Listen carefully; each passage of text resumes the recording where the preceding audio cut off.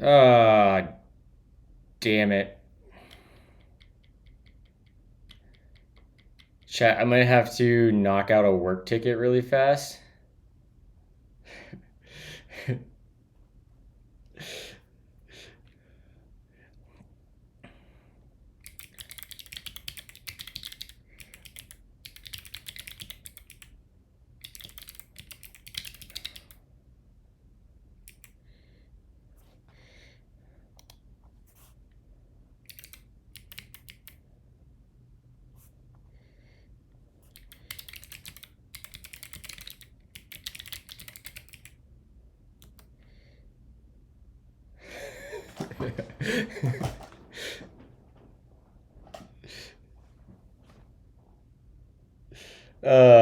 Yeah, chat. I gotta fix a work bug quick. This shouldn't take me too long. Um,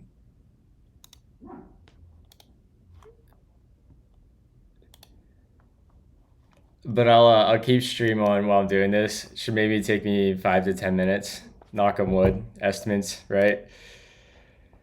Ah, damn it! I thought we fixed this.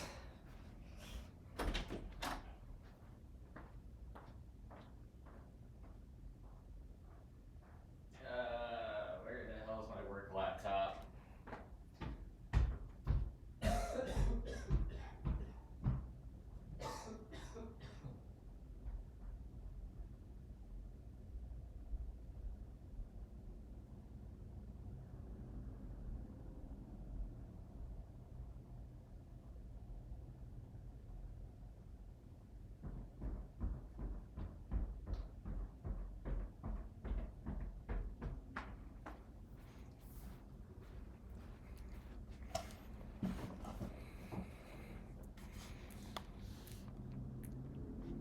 All right, let me finish catching up on this incident real quick, chat.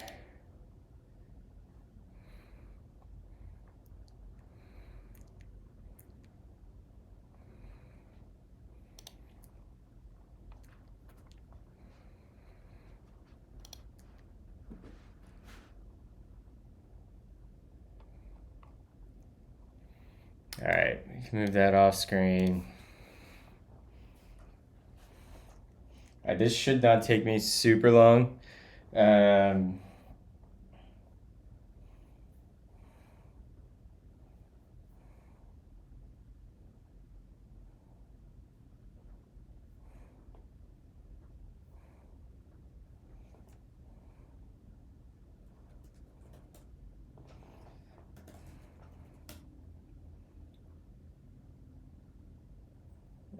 Let's see here. Okay, create a new branch, grab the branch name, throw that in there. Bada bing, bada boom.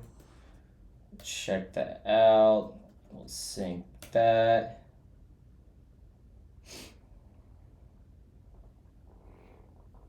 So practically, you're looking at you doing your office work and not looking at your work at the same time. Let's go. I guess I can unblur the screen, huh? I don't have Slack up anymore. This will take me. We're gonna speed run a incident at Vercel right now.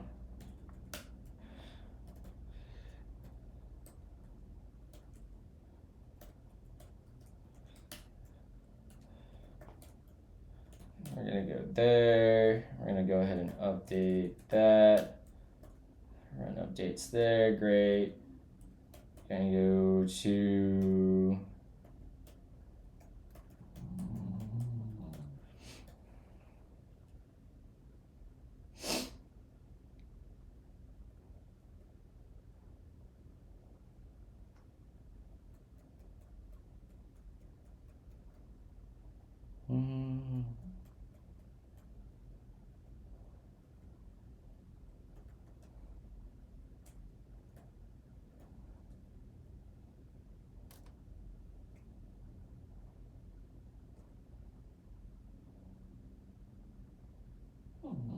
Okay. So right here is where we want to do it. See.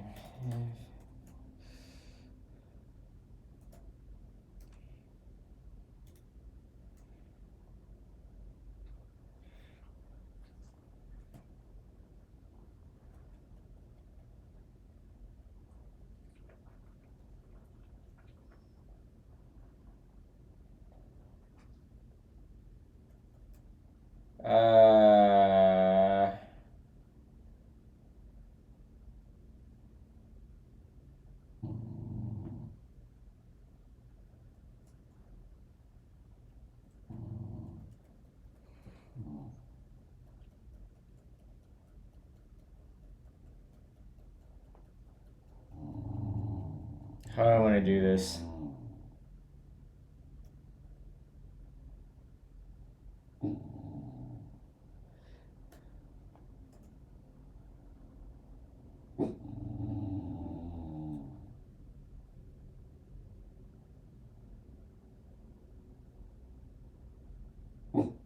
Baxter.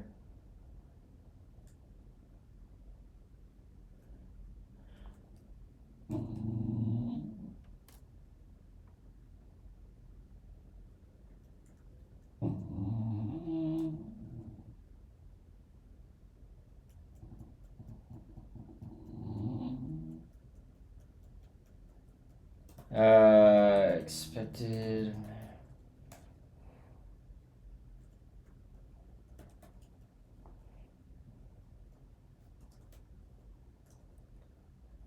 Get TLD.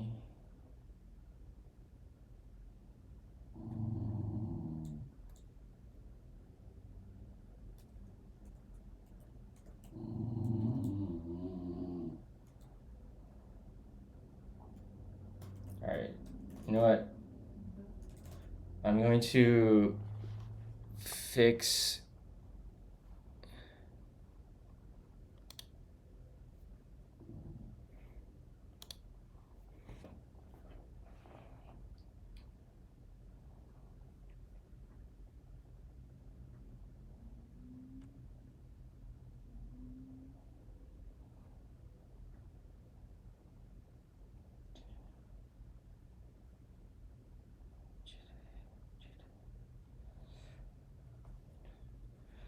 J. Alright, 1 second, chat. I can actually probably wait to fix some of this until I get started here after stream.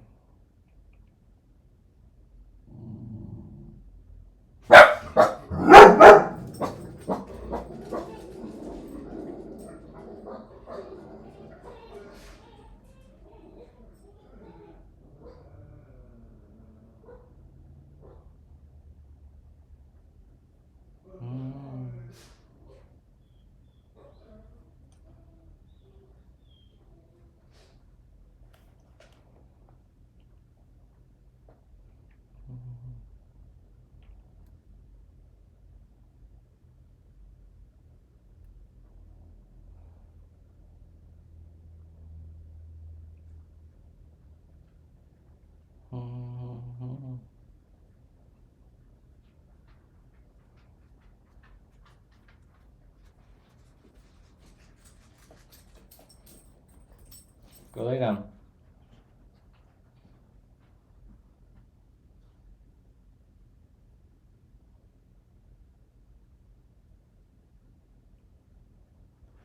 How, bro? How? I don't understand how this happened.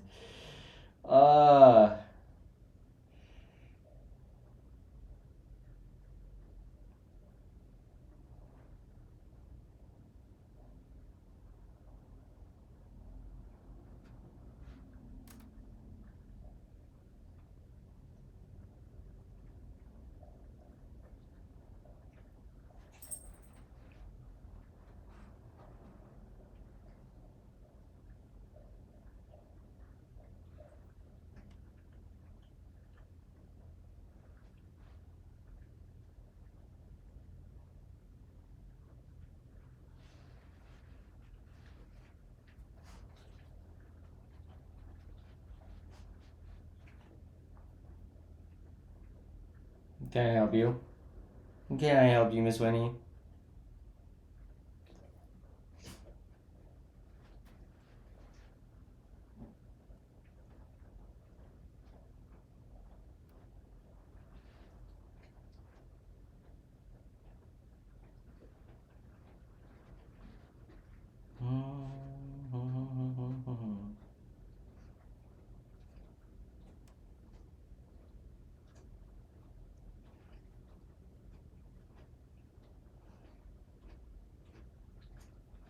Alright, give me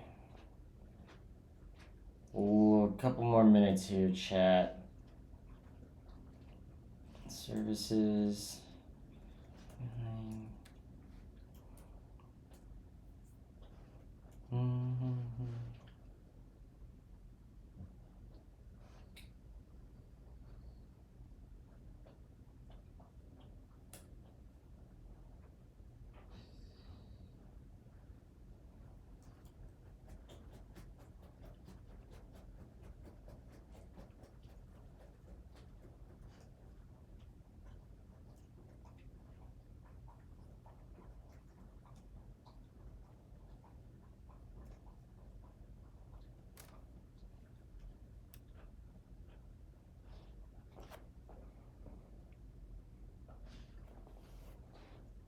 Unmuted? Oh, you're saying, gotcha. That's what you're saying. It doesn't even make sense.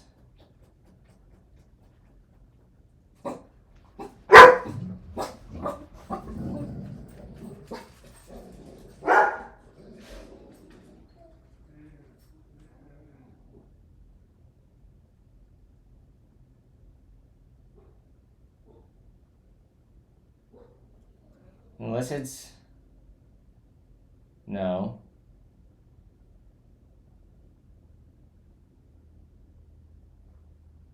I don't understand what is happening here, chat.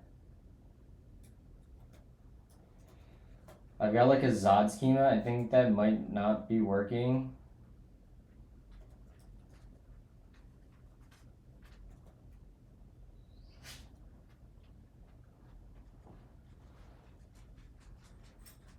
Product metadata.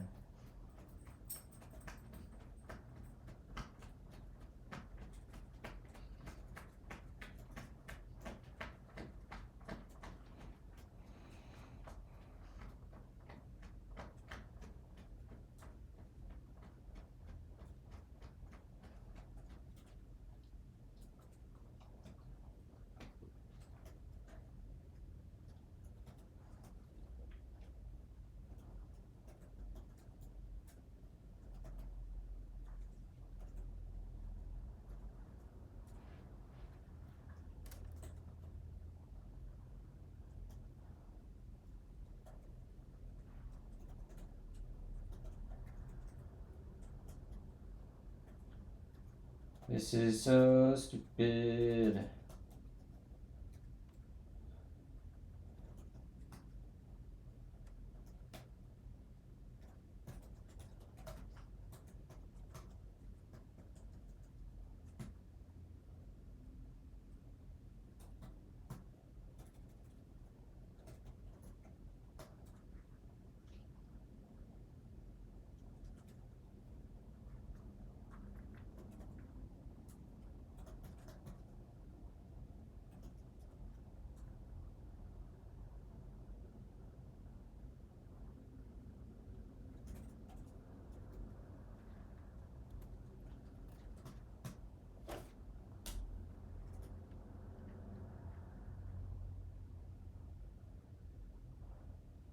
How? How? I don't understand.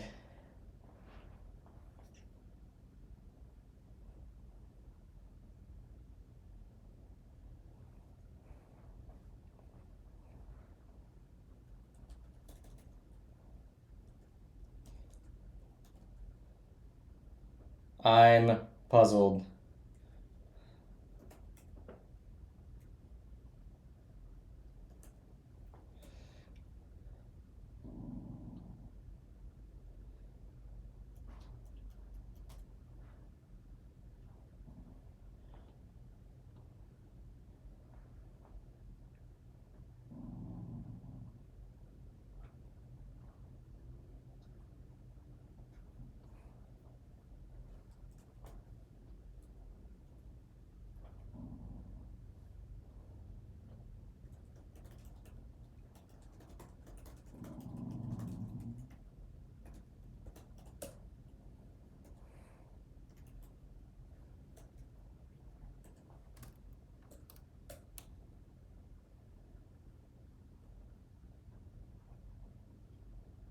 Yo, this is fire. Yeah, I'm doing something for work.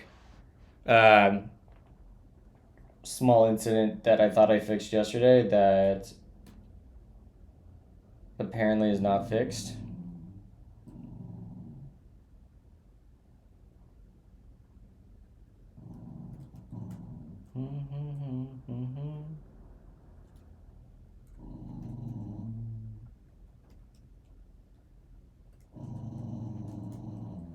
Alright, so does this fail then?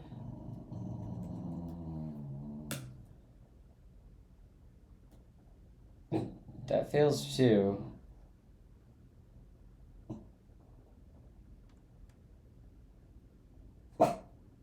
Bastard, shut up.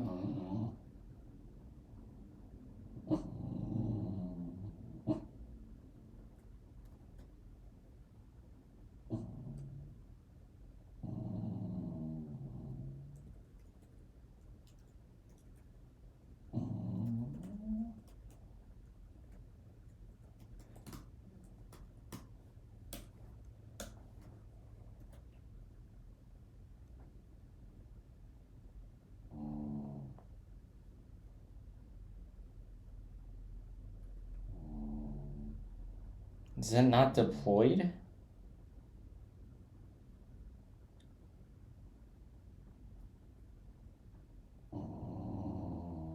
Brother, knock it off.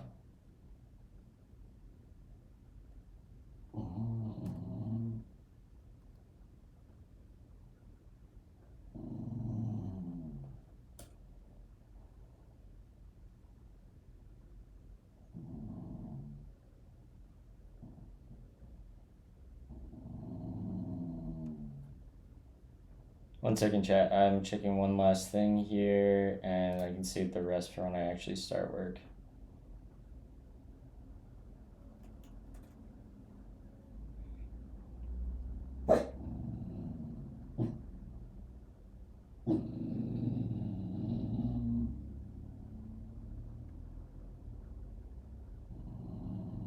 No, it's there.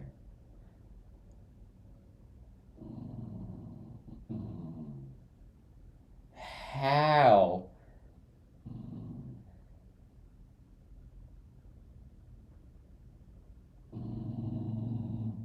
I love a good bug in the morning where it doesn't make sense how something's.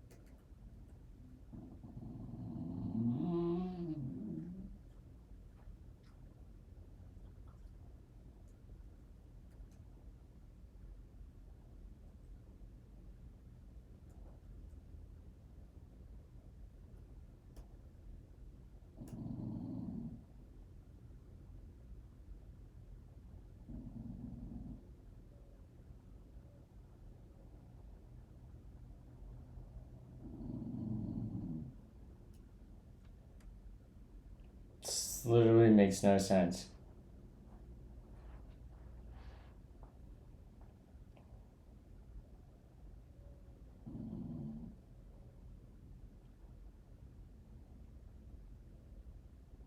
Because that should. Alright, what do you do under here actually? Get input schema.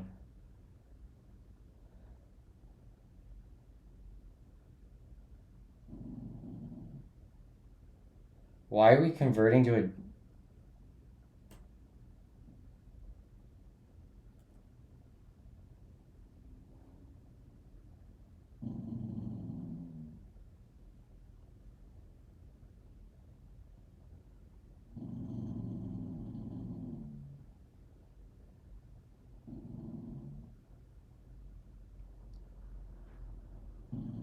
This is stupid. Well, I found the bug.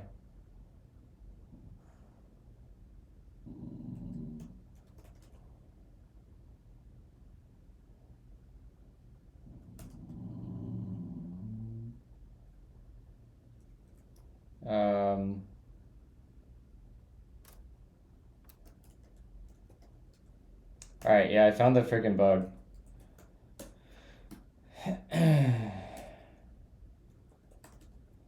least we got that.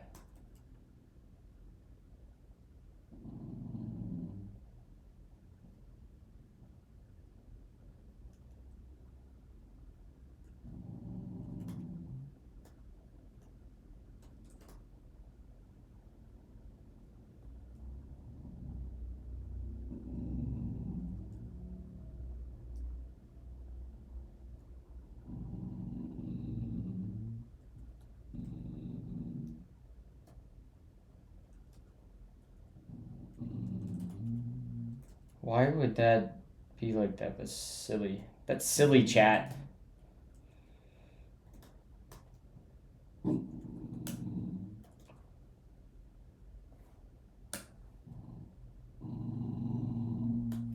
Zod schema was being transformed to JSON schema and not running super refine.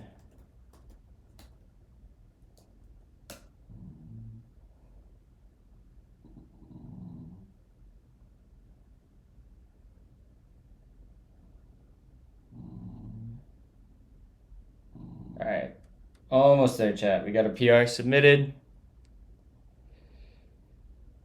And this should solve the issue. That was a silly bug.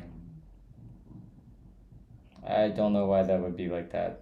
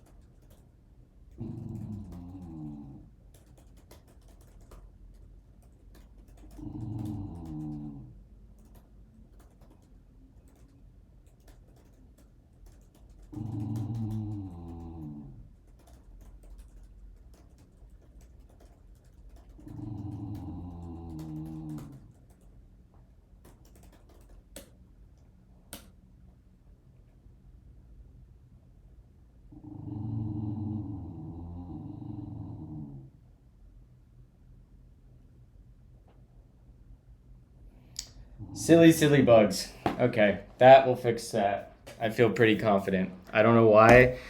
So I just found there was a bug. I can't say what the bug was, but there was a bug that had to do with data validation. And I wrote a Zod parser yesterday and this isn't in my team's service, but some of my team's data flows through this service, and that's where the bug was happening, and it was impacting my product. And so I went and I updated a Zod parser and added some super refinement logic to really nail down this validation. And one of our security researchers just pinged me again today that the issue was still ongoing. Ciao, Baxi. And I I ran the Zod parser locally. I was like, with the exact payload he was using, I was like, look, this is failing with the proper errors. So I stepped back and went like up a stack, or went up a layer in the call stack to where the Zod parser is being called. I was getting passed into this function that was under the covers, taking the Zod schema and converting it to a JSON schema and then caching that in memory for some reason in like an actual map, and then running validation with JSON schema. So all that refinement logic is getting dropped during that transform to JSON schema. So my fix yesterday wasn't actually being run at all. Silly. No reason to turn into JSON schema.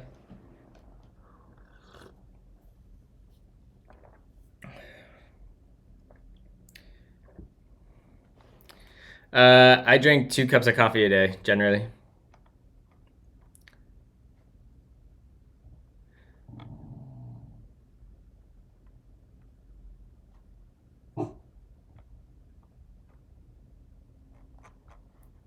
Phoenix Sync. Let's see.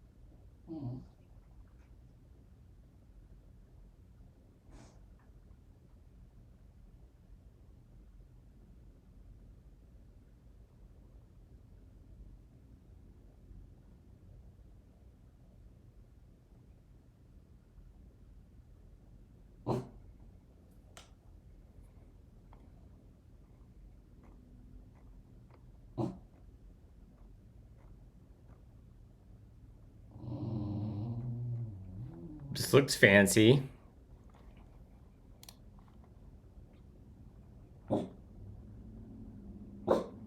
No, dude, just don't even worry about JSON schema. Like, get out. Come on, out of the office. Let's go back to you. Out. If you're gonna sit in here and growl at me, you're not gonna be in here. Go.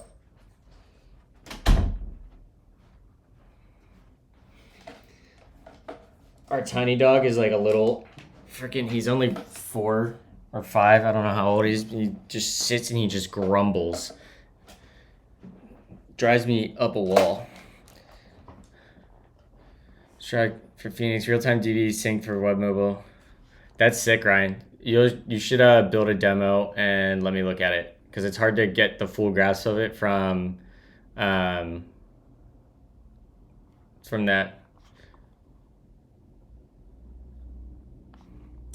All right.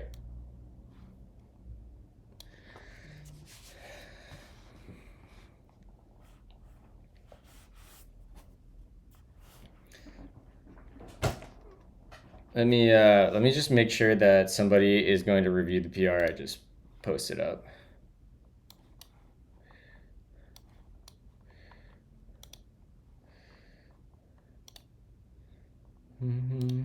Nope, that's not what I wanted. I want to go here.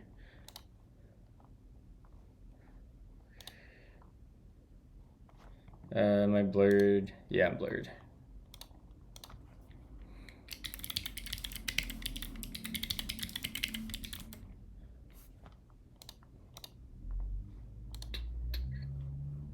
Some simple and clean this morning.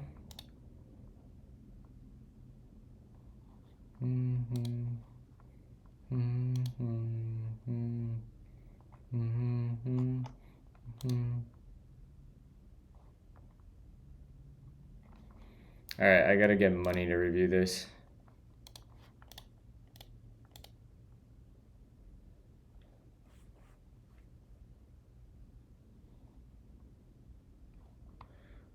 All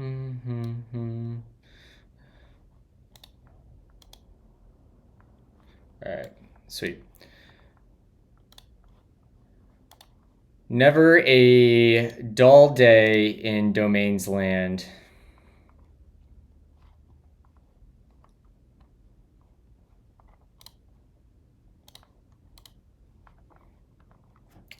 Unblur that. Let me get Twitch chat up over here. Bada bing, bada boom. And yeah, God forbid you have to write a front end, Ryan. That would be a travesty. Can you imagine having to do that? That'd be crazy. Let me check my calendar today. What we got going on? Perfect.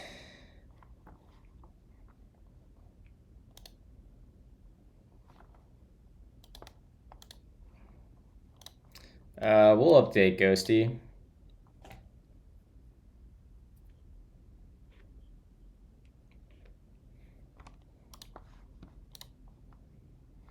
All right, let's get back into Tmux.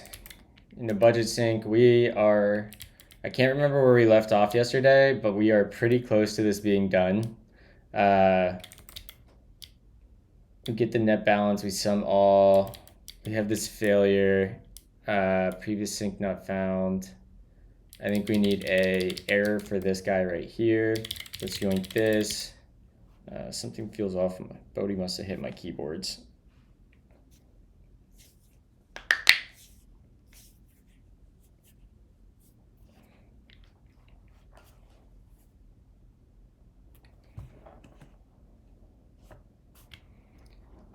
All right, let's make this error, and we'll say this is, what do we want to call this? This is going to be like, let's just remove previous sync found, and it's going to be like, net balance, discrepancy, net balance, invalid net balance. We'll say invalid expected net balance error. And we'll add actual schema dot number, and then it'll have a expected, which will be a schema dot number.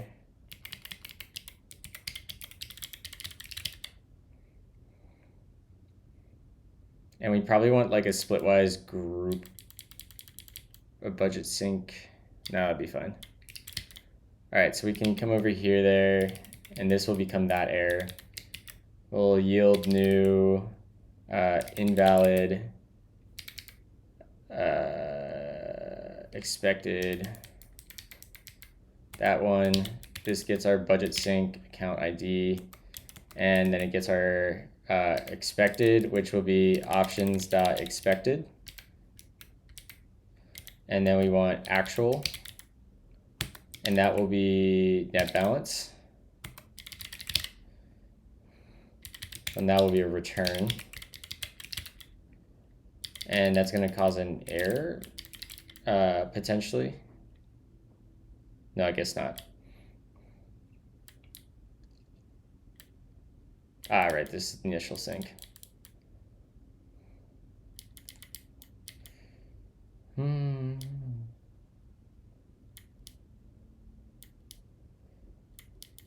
right, so if we switch our main, let's rotate this. This is going to be main.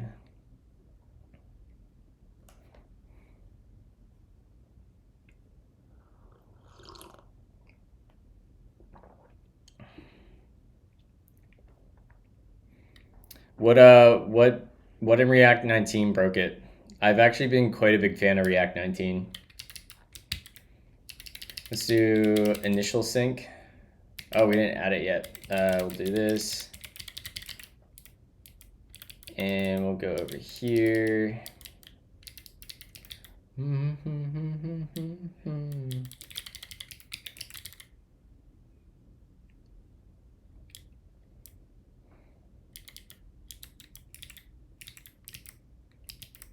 Very good TypeScript errors.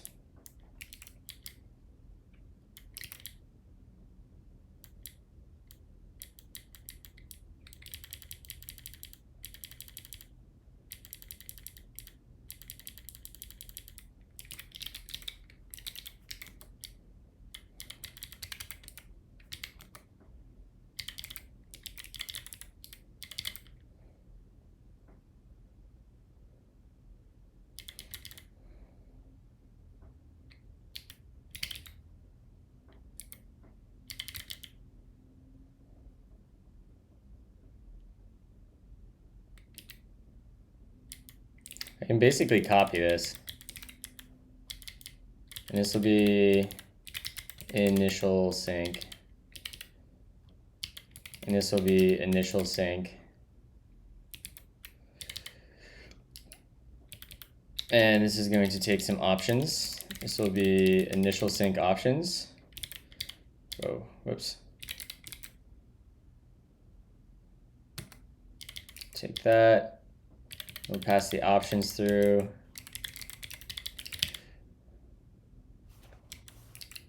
And this is going to be mad about that error not being in there, I bet. Previous sync, yeah. So we'll just add,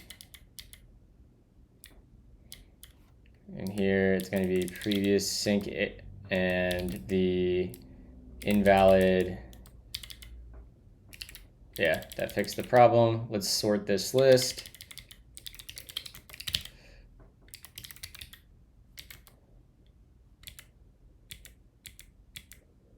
Okay, we can delete you, and our other, we don't use the lock notification.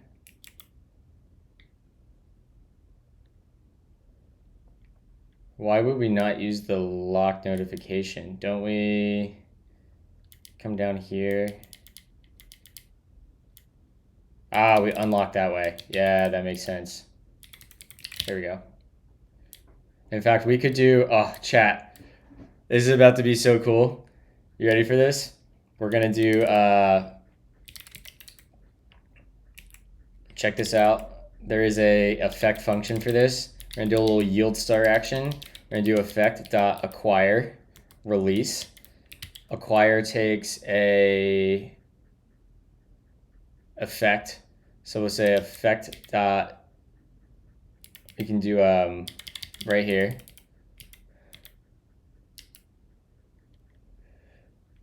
We go boom, boom.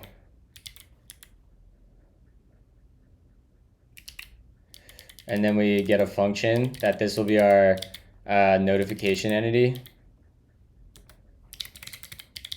And this is going to return another effect. And down here, we're going to, instead of locking in this like little tap thing, where do we do this? Unlock notification. Yeah, we're going to take this guy right here. We're going to go boom, boom, boom, back up to here. Throw that right there. We're going to get rid of this. And what are you upset about? Comma. It probably needs to not return an error.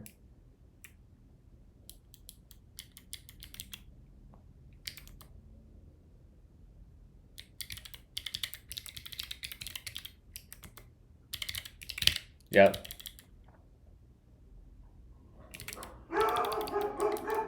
I will yoink you. We'll go in there. Uh-huh.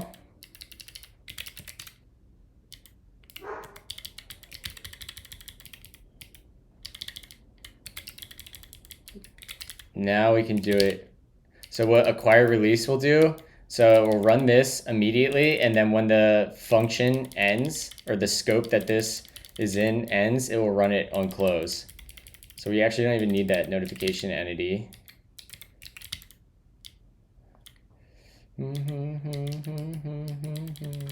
Does this have a retry on it? Exponential back off.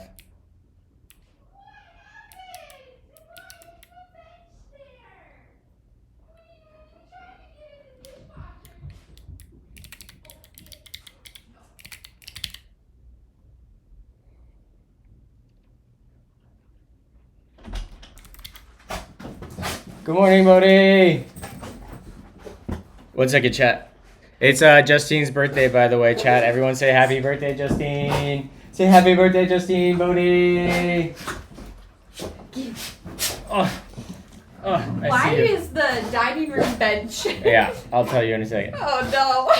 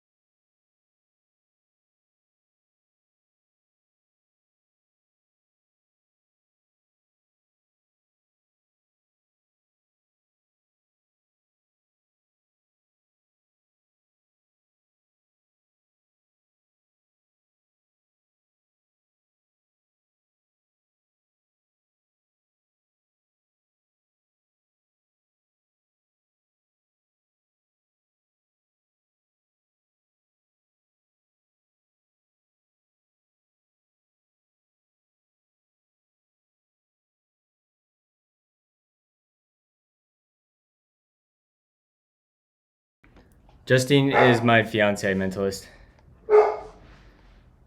I'm gonna go do something for Justine's birthday here in like a minute or two, and it'll only take me like 5 minutes. But then we'll be back. Does TS Effect Language Server work for your NVIM? Yes, valid JSON it does. Let me show you. We figured this out yesterday. So if I do like this yield, I'll get the stuff right there. Type entity, failure, requires a scope. And the way that's set up is, actually, let's go back here. The first thing you gotta do is install the language server, obviously. So in your package JSON, you're gonna wanna install effect language servers, right? Once that's installed, you wanna go over to your TS config. And then down here you do plugins and you put this little block in, throw that in there. And then in the language server, I think this config's pushed. I'll link to it. I switched from using TSLS to VTSLS. Oh, ads are rolling. Let me,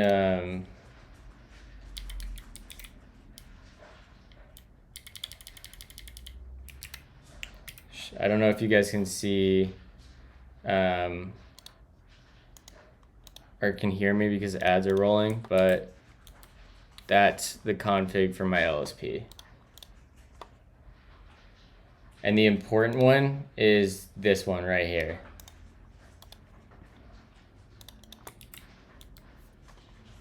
Okay. Did you tell Chad about our roses? Yeah, I said I'm gonna go help you. So, all right, chat. I will be right back in like 5 minutes. I'm gonna go. I just have to replant one. I'm gonna help her replant Rose and give her something for her birthday. Okay, goodbye, chat. I will be right back in 5 minutes. I'll throw on a YouTube video, and we can watch that. I don't want to be on my Vercel. The Fireship video yesterday was pretty good. We'll watch Fireship. Wait, what did Ryan say?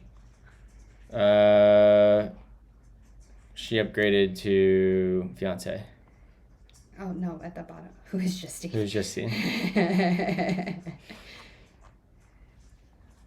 No, there was something else that he said. It's her She birthday. gets more later. Don't worry. Don't you worry. 50 years minimum.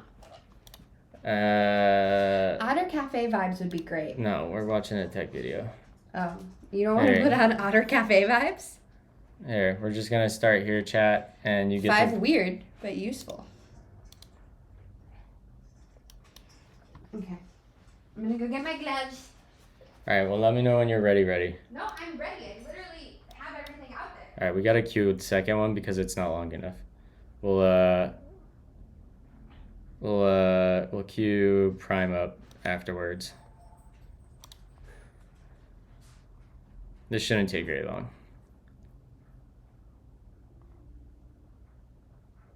Actually, this will be a pretty good one. Let's remove Prime, remove from playlist, and we want to add you, add to queue. All right, chat, I will be right back. All right, right back.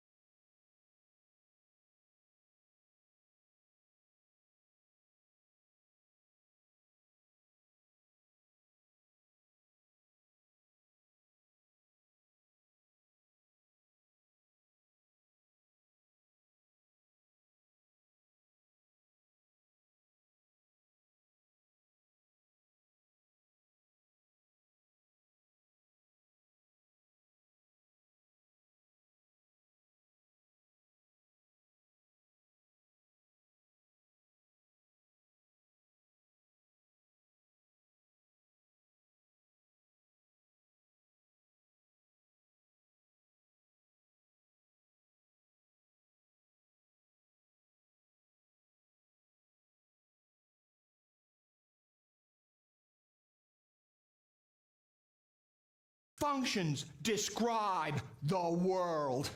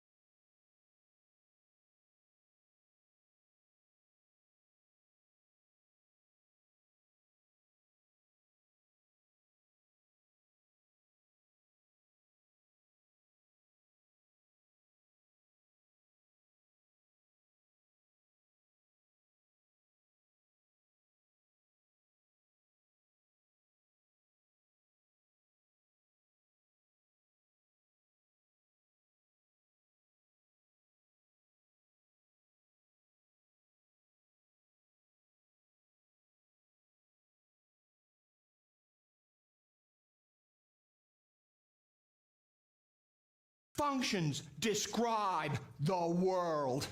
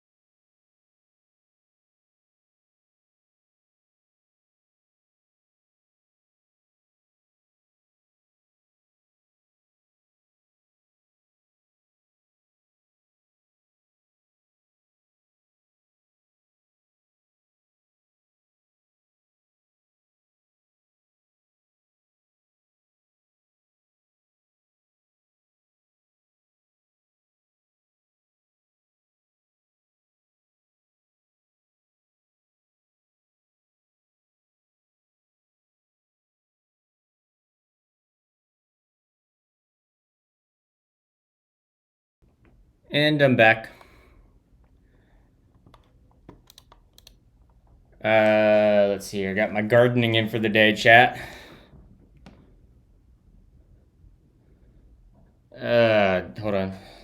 This work issue.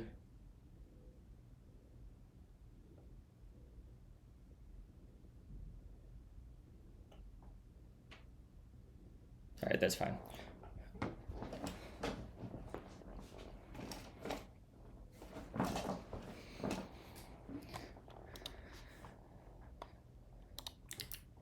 All right, where did this YouTube video get to?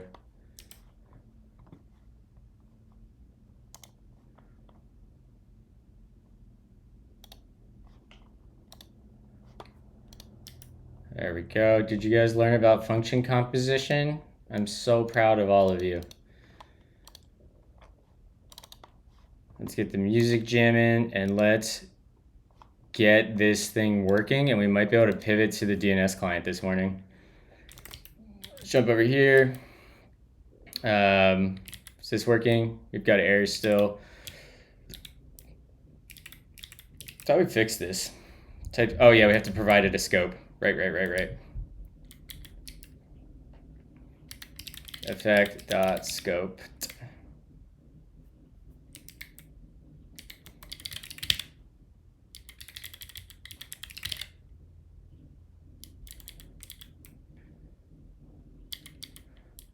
Shouldn't that provide the scope?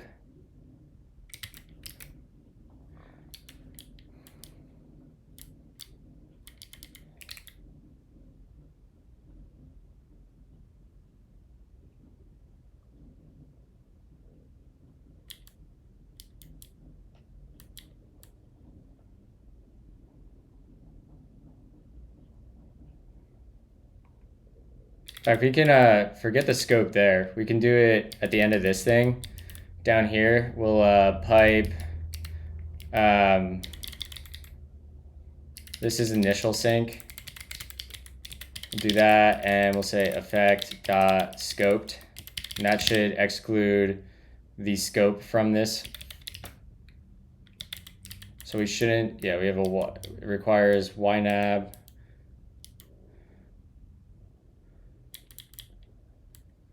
That sounds horrible. What are we listening to?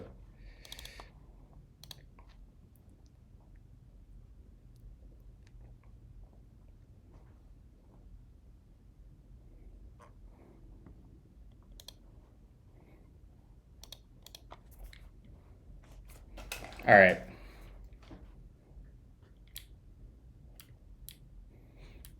Building a tool to sync.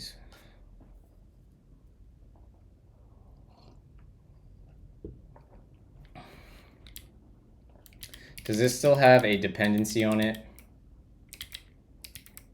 Of course, we can't see. This type scope is not assignable to never. That shouldn't have a scope though, right?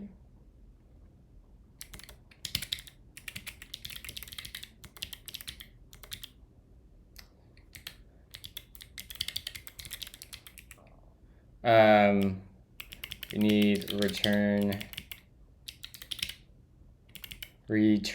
type of the type of initial sync.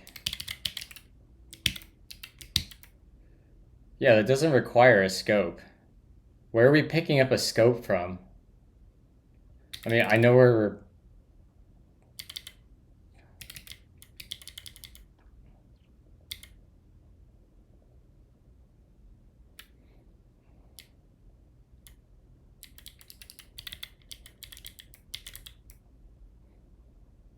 This shouldn't require a scope.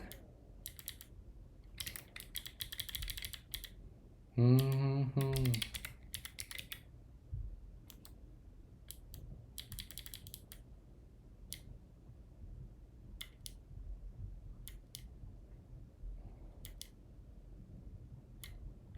we can get rid of this tap now. This tap is redundant.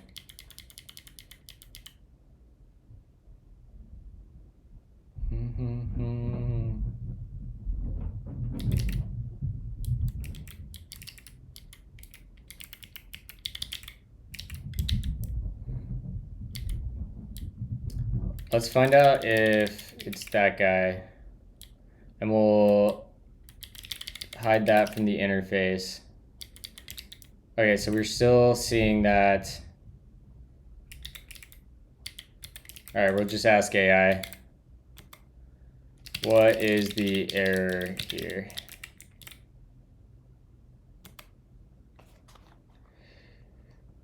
What up, standard pointer? I use XM4s, Sony XM4s.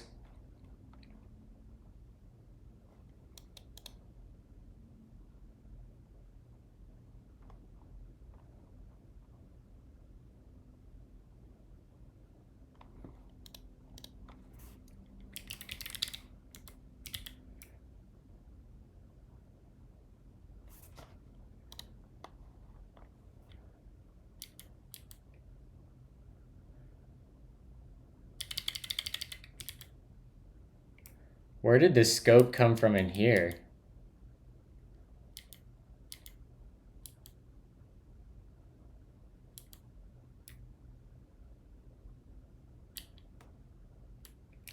Is that right? Is this thing...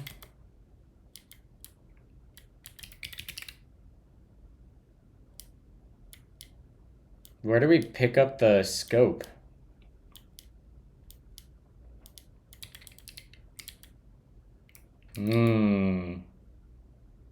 It is in there. Right. Okay, that does make sense. Okay. Okay, chat. I'm being a silly goose.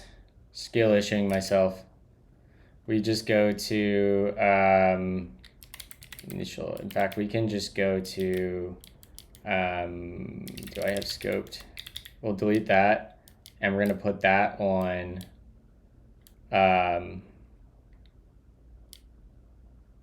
handle splitwise notification. This is where we get scoped. This gets effect.scoped. Yep. Effect.scope's going away, and it will be all implicit. It'll be implicit in effect4, which is going to be really nice. I found that Gemini does really well with established effect code bases. I haven't found any AI that does well at starting with a fresh effect code base. It needs like the patterns, but once the patterns and you have like your services in place and like, you know, just how you generally write effect, it can learn from that and it gets really, really good.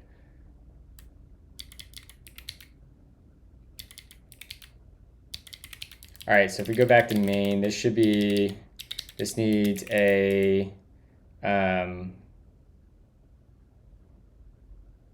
let's rename this to be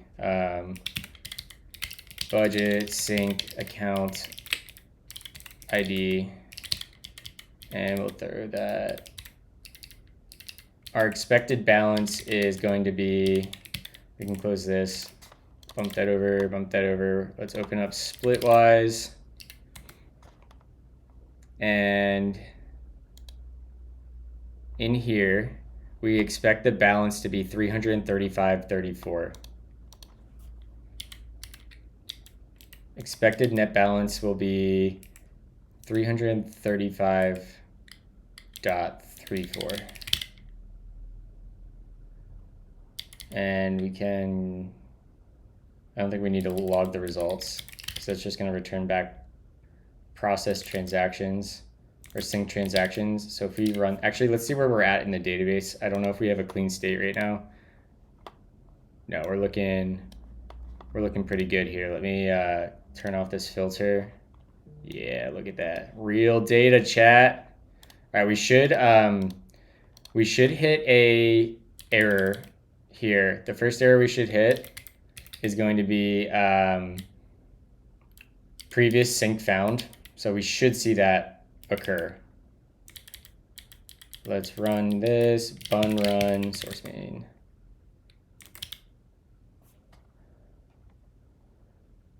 Budget sync account not found.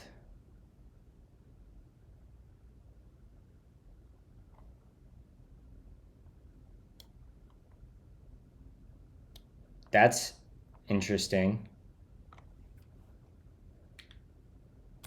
Oh, I bet I'm not authenticated. Yeah. Token is expired. Every day.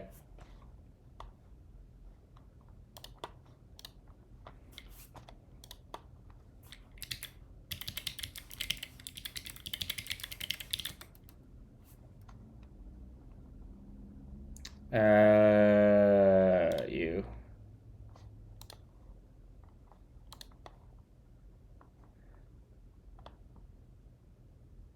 All right.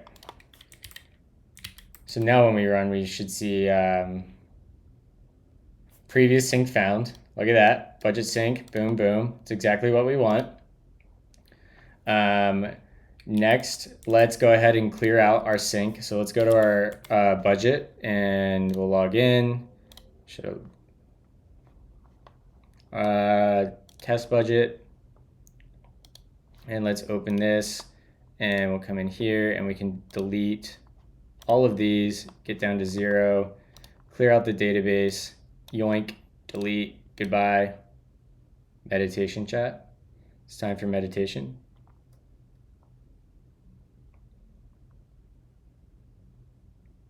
It's classic Kraut. Kraut is the resident DJ.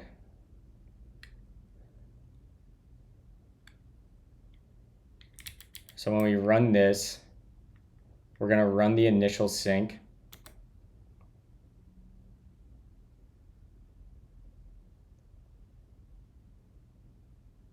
That's okay.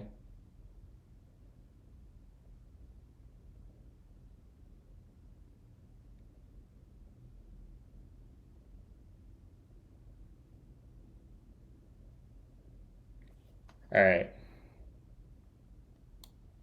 Invalid expected net balance. 335. All right, so this goes to cents. So this is 470, which that doesn't seem right.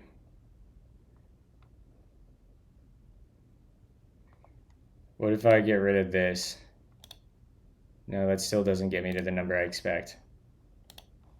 The way we should be able to calculate, if we filter on sync transactions and we look at the net of the amount column,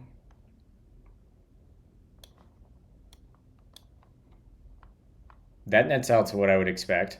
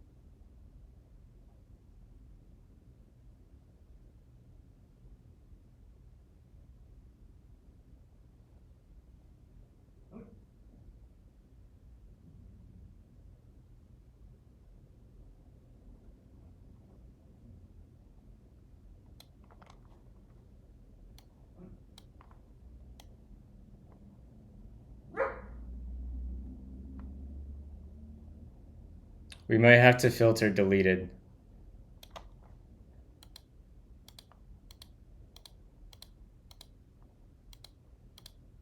Yeah, we're gonna have to filter deleted. That's the problem. Okay. So that's easy. Let's go ahead and,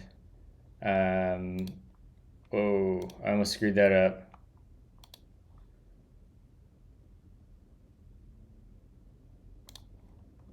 I almost deleted my budget sync account. Ha. I have a JSON file saved in case I did do that though, because I knew I would do that at some point.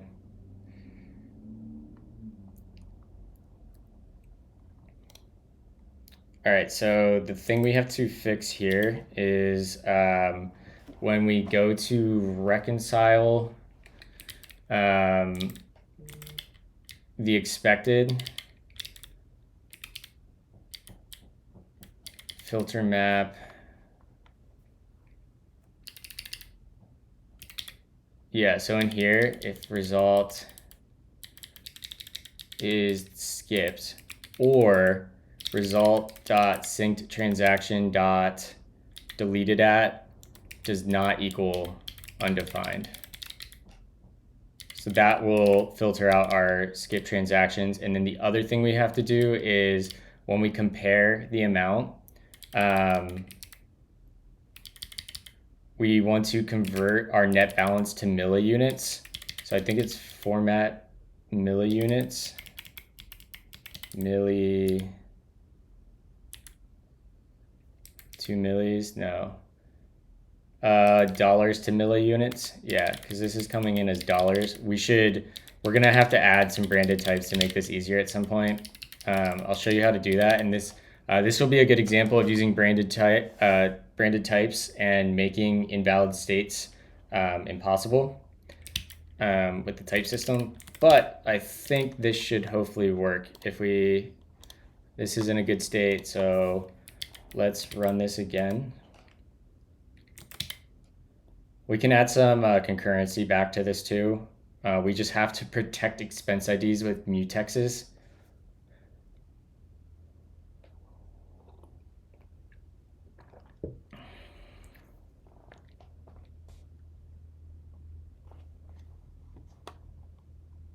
Interesting.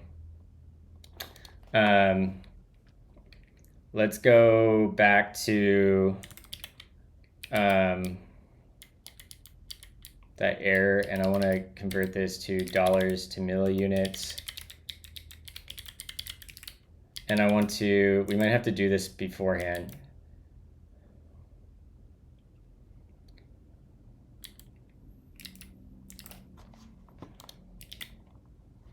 We see that come out as 335.34. And we saw in our error here, what did that come out as? The final error.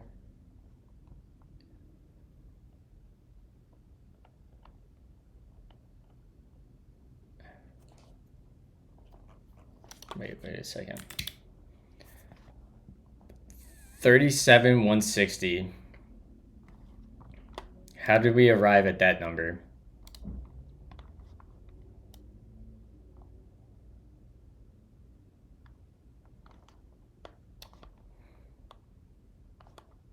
Let's filter back down to our sync transactions.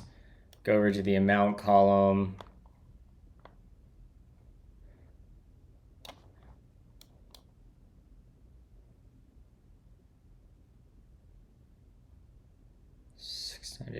So it didn't filter out.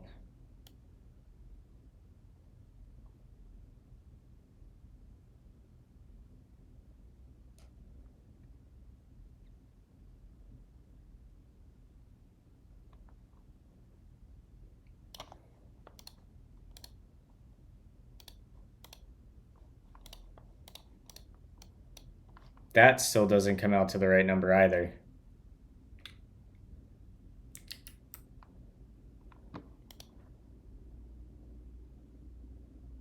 We see 100. We're missing that $40. I wonder if it just didn't fetch far enough back. So we should see the F1 TV Pro.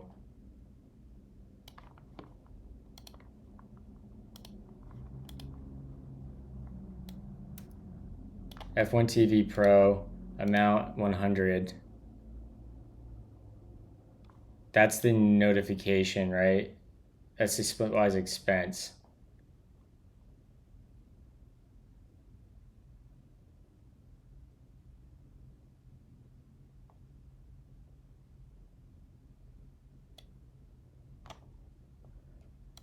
That's coming in as... I need to get these all stored as milliunits. These are different denominations of currency here. So let's get everything converted to milliunits, which is what the denomination that YNAB uses. So let's come in here and we'll go to our prelude and we're gonna add a type in here. So let's say we have a type $, and this will be a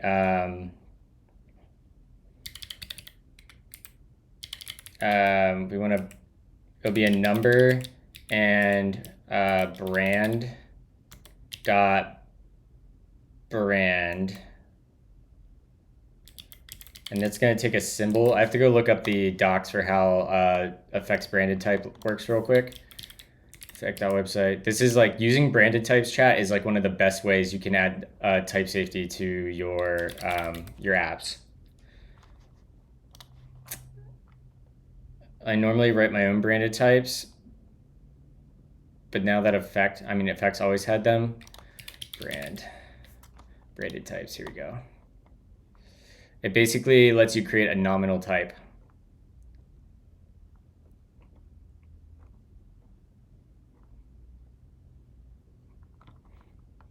Yeah. So the way I like to do this is basically coming in here, and I will do declare const $ symbol, and that's a unique symbol.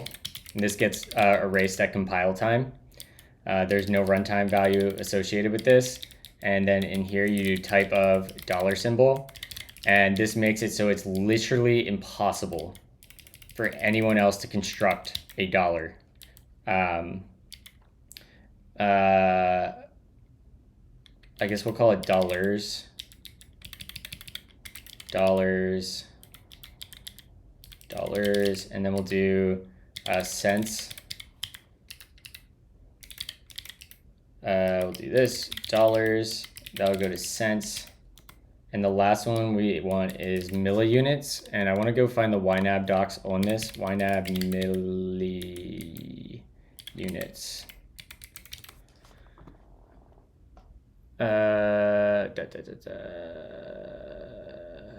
Formats, amount to milliunits. They should have milliunits, yeah.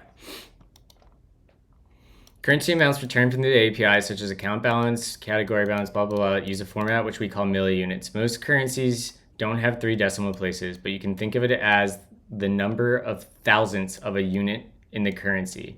1,000 milliunits equals 1 unit of a currency, $1, 1 euro, 1 pound.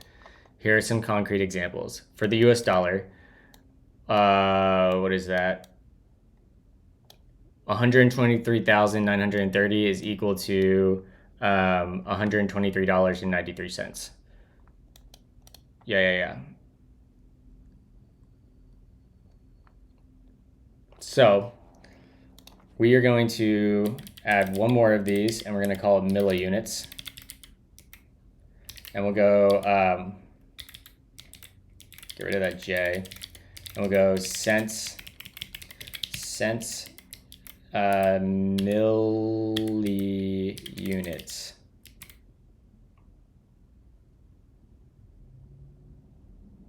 Kind of want the milliunits.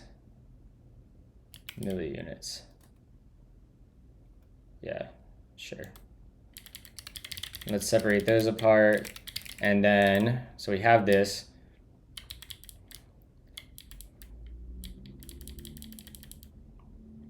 In fact, we're just going to, I'm going to get AI to write a proper function for this.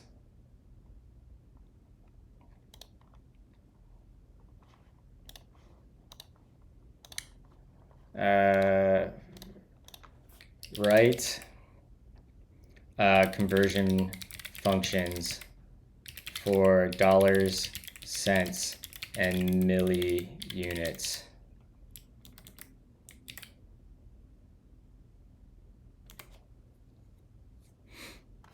We love no runtime costs, roasted.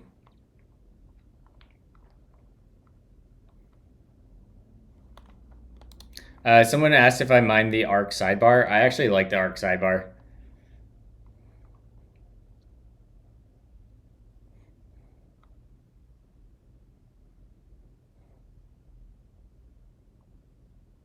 So let's actually, we'll make a currency module.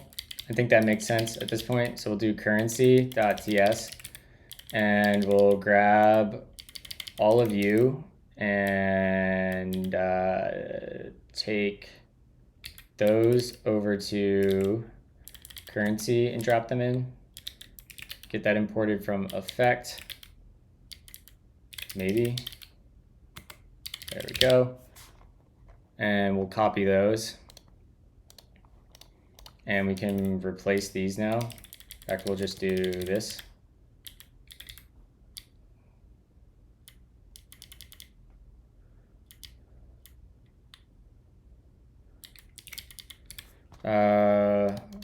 Is this a better round function?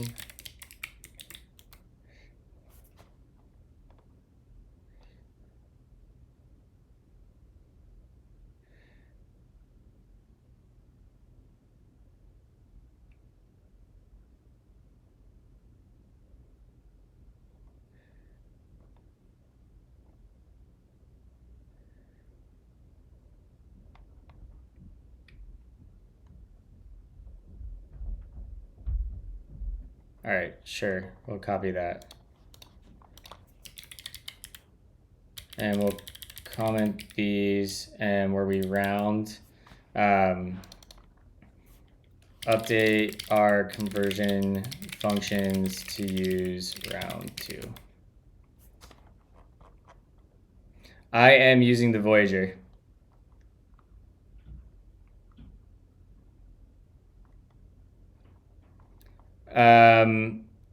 I use a combination of ChatGPT and Raycast. I I don't really have strong feelings on models because I don't want to pay for stuff. So I have ChatGPT through work, so I'm normally just using their models, and then whatever comes in, I mostly use OpenAI models, to be honest. Gemini does pretty well with effect, so I do kind of like that, but take from here down to there. Great. All right, so now we can take advantage of branded types now that we have good conversion functions here.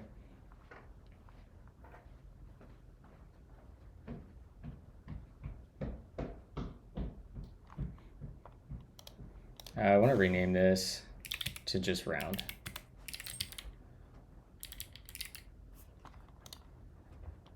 And then back to the docs, which are over here. Branded types, here we go. I wish I could collapse this sidebar. Functions describe the world. Thank you for the follow, Sato. Branded nominal. Yeah.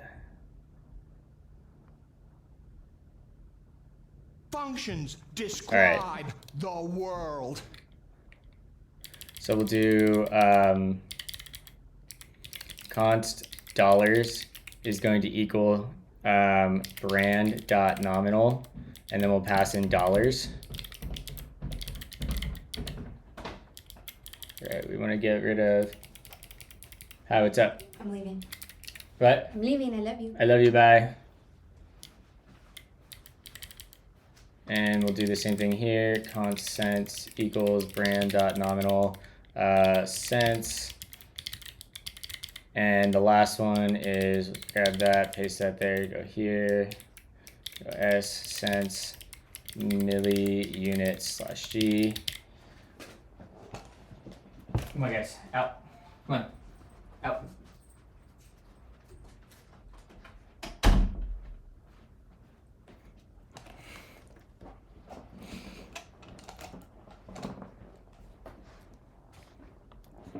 So now we can start branding. So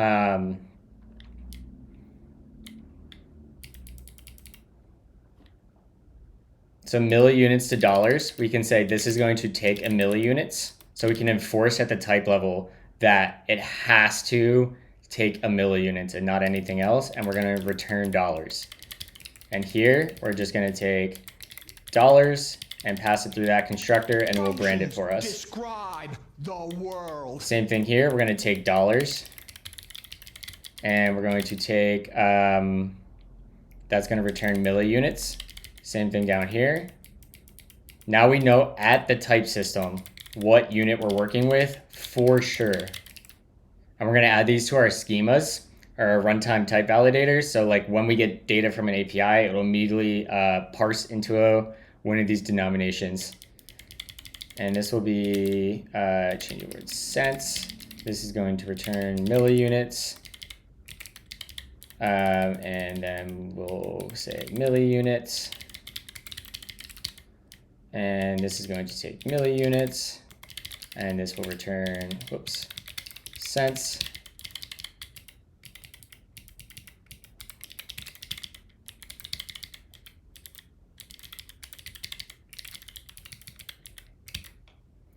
Okay, and then we'll take, this will be dollars, 2 cents, dollars, and this will, whoops, that will be cents. And then down here, this will take cents. And this will return dollars.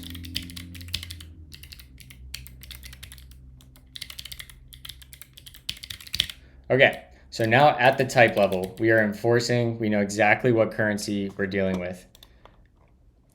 Or what denomination, I should say. Then we want to start parsing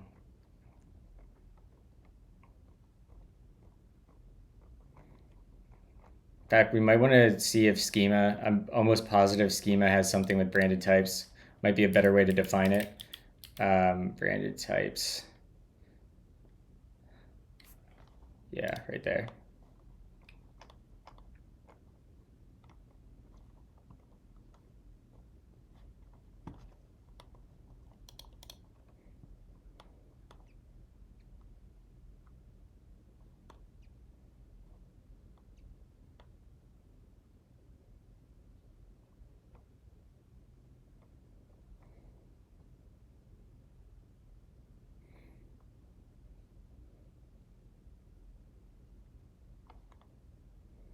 All right, so we'll say we'll have a const dollar schema, which is going to equal schema dot from brand.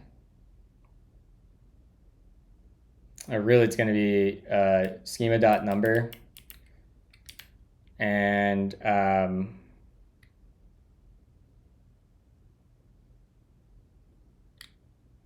yeah, schema dot number. We'll pipe that into schema dot from brand. In fact, I don't even want to worry about from pipe here, so we're just going to do this DJ schema dot from brand, and this is going to take probably the first argument will be the constructor schema dot number, and then we would do dollars. I think this might be backwards. Is that not going to work?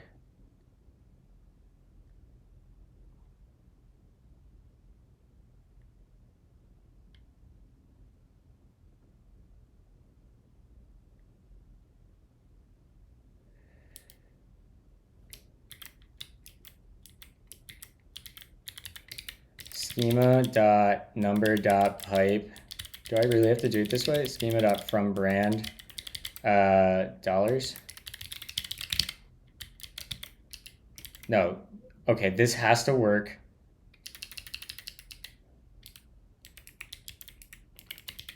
It's just function composition. Type of schema. Do you come here or no? It would be second.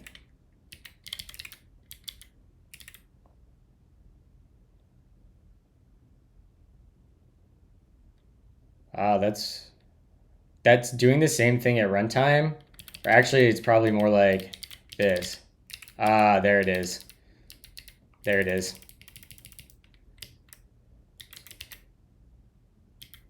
That's what we want.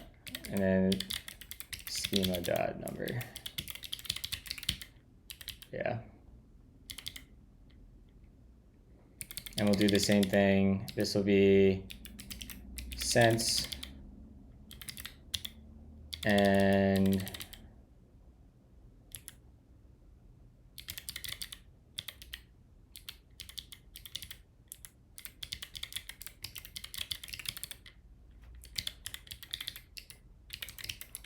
milliunits. This will be milliunits. All right, now we can parse these schemas. So we should export U, export U, and export U. And in YNAB, this is always going to return data in milliunits.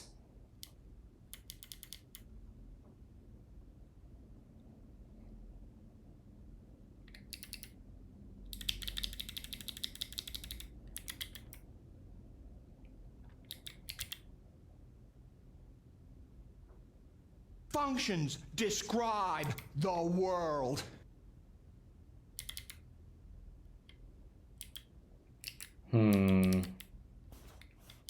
Where do I want to do this layer at? In fact, I can make a schema for this. Oh, I can make a schema with this with the new will your round function report an issue if I call it with round? Let's find out. I want to come back to here, so let me just harpoon that, and then we'll go back to currency, and we'll just come down here and we'll do console dot log, and we'll do round, and we want to try 134.56 and then 2.6.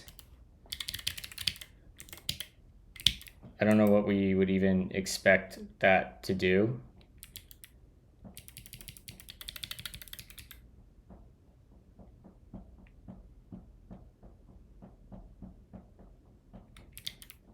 Let's find out. Fun run source slash currency dot ts.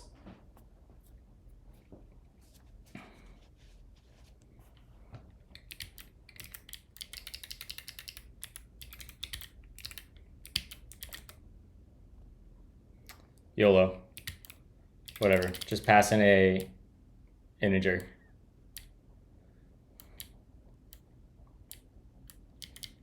In fact, if you pass in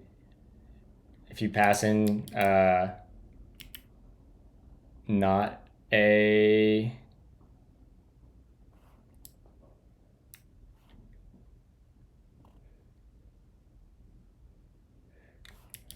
do math.round.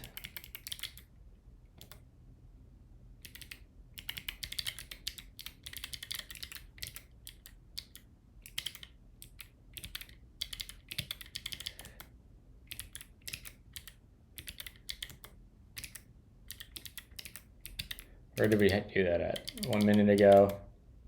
Yeah.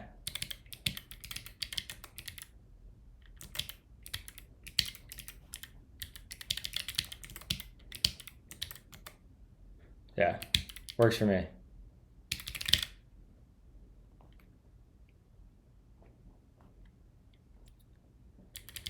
All right, so back to here, harpoon back into our file, and we want to, we're gonna go to create transactions, and we're gonna go and get this type over here, save transaction response. Do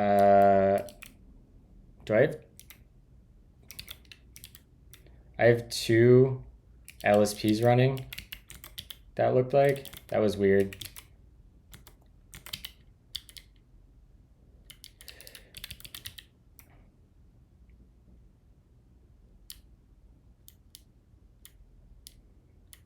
So create transactions.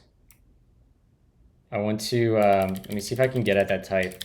Type underscore equals types dot simplify. And then we'll do save transaction response data. And that should give me U. And then I want to get the YNAB transaction detail.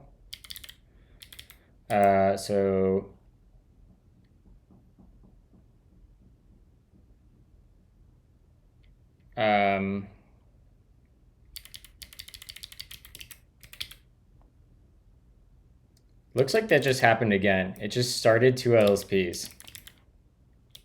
Why is that happening?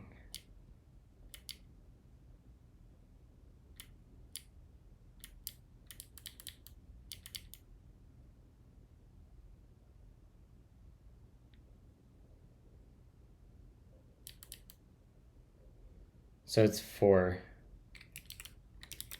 LSP stop 4.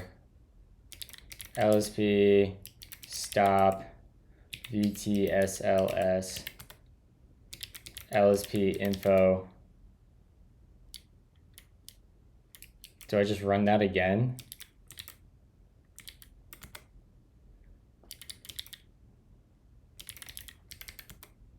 Like, it's still running. Look at this. It's still attached to this stupid buffer. That's so weird. I'll have to figure that out.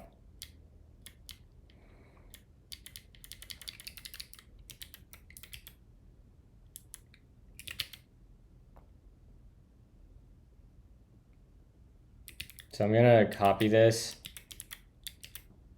yoink, just gonna quit LSP start VTLS. All right, should be good now. Yeah, we're gonna paste this in here, and I should be able to. Why is my effect schema thing not working?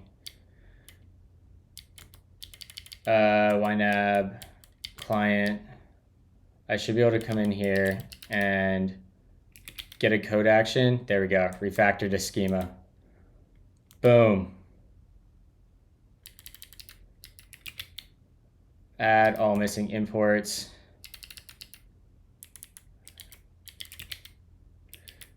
Sub-transactions. Did it not recurse far enough? In fact, I don't even need half of these, so I'm going to slim this thing down. We're just going to come in here and it's like the greatest code action of all time. Transaction type, I don't even care. I do want deleted. Account name's good, pay name, category. I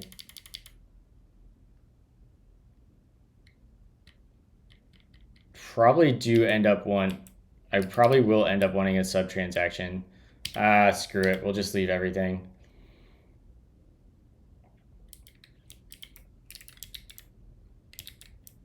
Transaction cleared status. So let's come in here and let's do schemas.ts. Split that over, go back, grab this guy.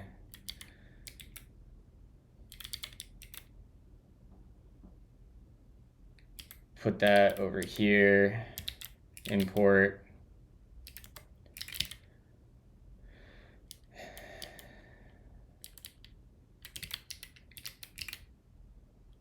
So we need to get a transaction cleared status. We can delete whoa,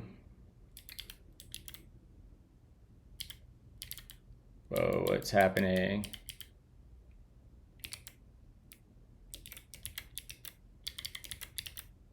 Do that. We'll come over here and then we'll go to this guy and we will yoink you, come back over here and throw this there, and we will make a schema for you. Whoa.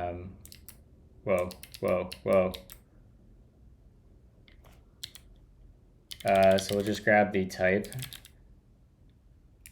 equals type of transaction cleared status, and then we will come here and we'll paste that, and then we will say refactor the schema.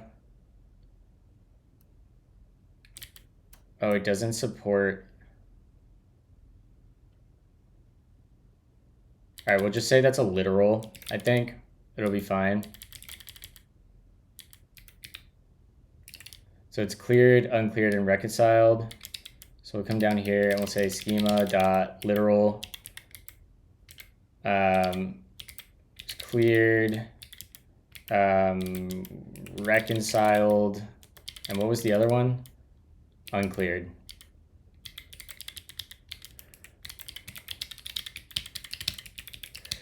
Transaction flag color. There's a way to do this actually, now that I think about it. I think there is a, there's like a schema.enum, and I think I could do you here. Yep. Look at that. That just worked. And we can do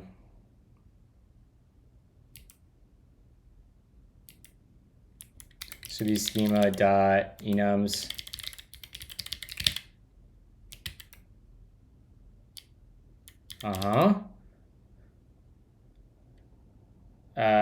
This will be schema.enums. That looks good. And then down here, this sub transaction.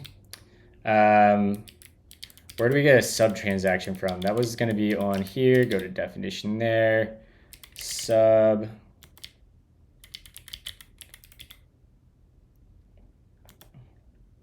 Sub transaction.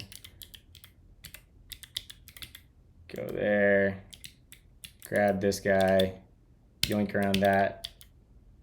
And drop into here. Paste that there. Close this. And we can convert this into a schema now. And we'll say that. Convert to refactor to schema. And we'll do this. Delete that. These look good.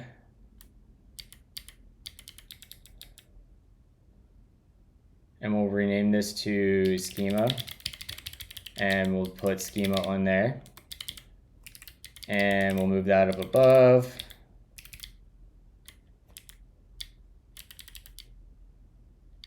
And down here,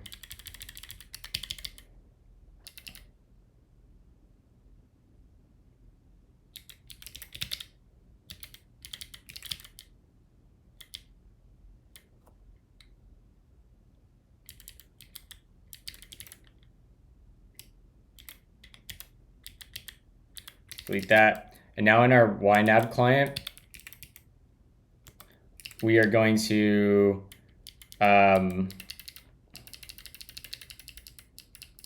go through here, and we're going to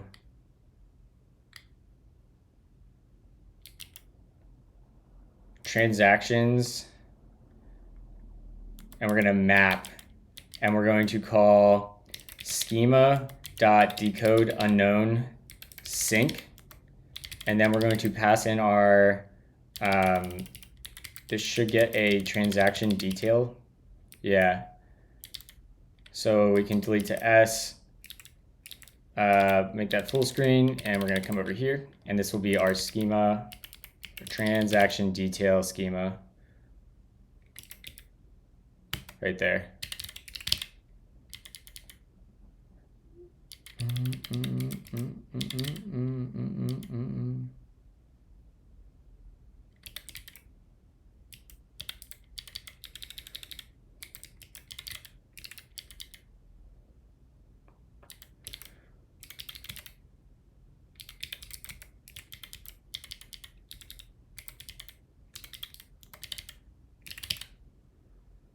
It's like the exact function.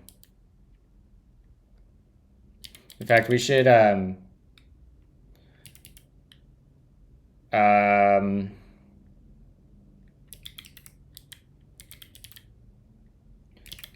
rather than constructing that parser every time, we should just do that once and reduce the work. So we'll say this is going to be const decode unknown sync decode unknown.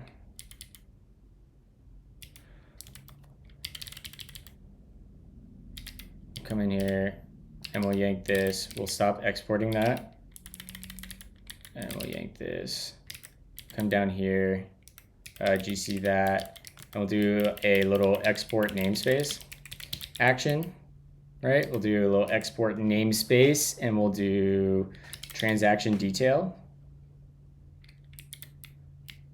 And in here, we'll say, paste that in. No, we don't need it. We take this, delete that, drop this in here, and this is going to be export const, and we're going to rename this to schema. And then we'll have a decode unknown sync. Export const decode unknown sync equals that, and this will be schema. Yeah. That looks good. So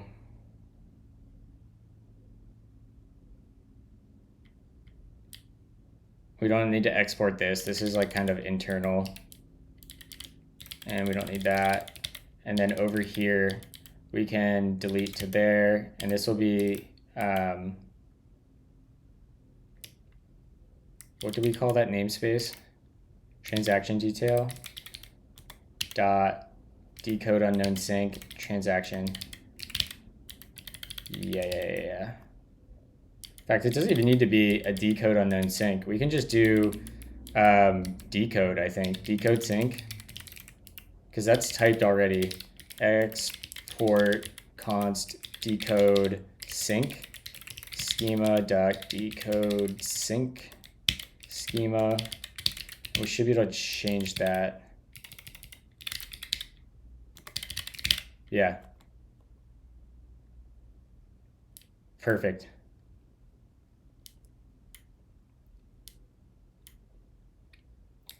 And we're going to do the same thing here.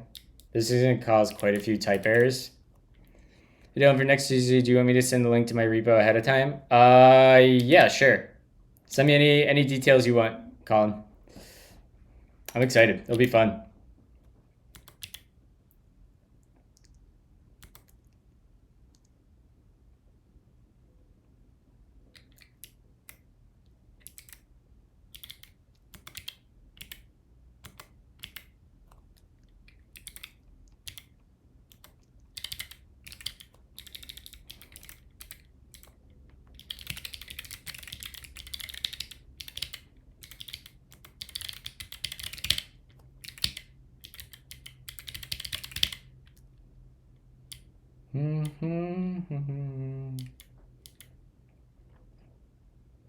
All right. I basically just need to do this a bunch of times here. And the one thing we're going to do, we're going to go update the schemas to parse instead of anytime a dollar or a monetary amount comes in from here, rather than using the number schema that we auto-generated, we're going to use the milliunit schema. So we get, as soon as data comes in from YNAB, we're going to parse it with our branded type. So at the type level, all monetary amounts from YNAB will be typed as milliunits. And then at the type level, we know exactly what denomination or currency type we're working with. That's the power of branded types.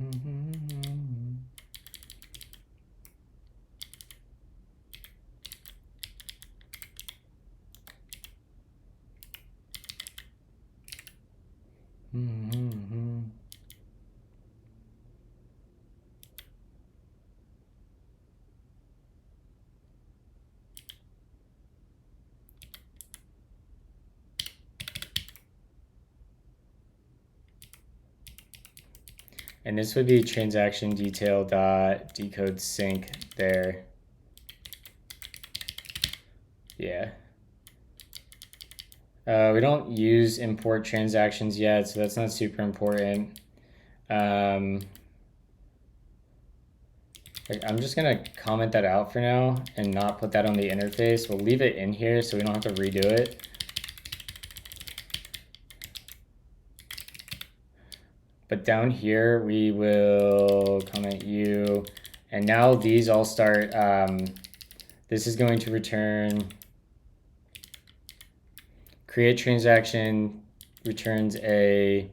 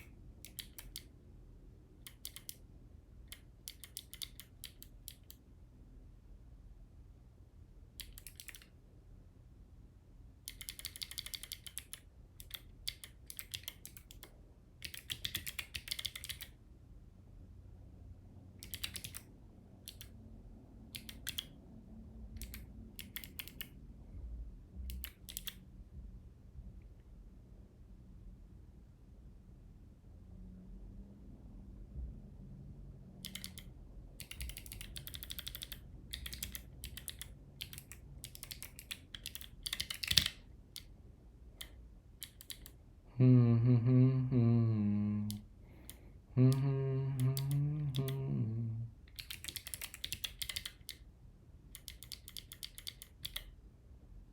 can do ourselves some favors here by giving defaults, and then we don't have to worry about mapping to an optional type.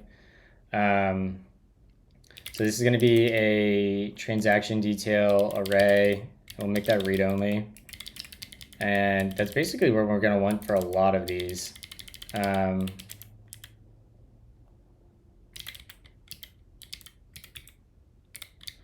And update transactions, we'll do the same thing there. All right. Only as a type.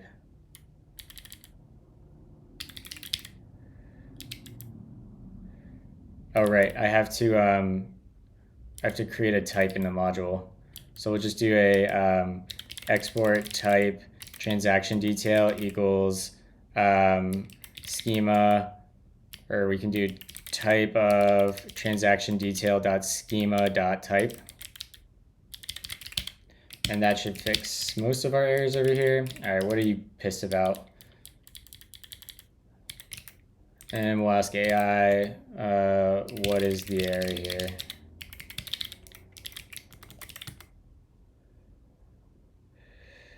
Returns an effect.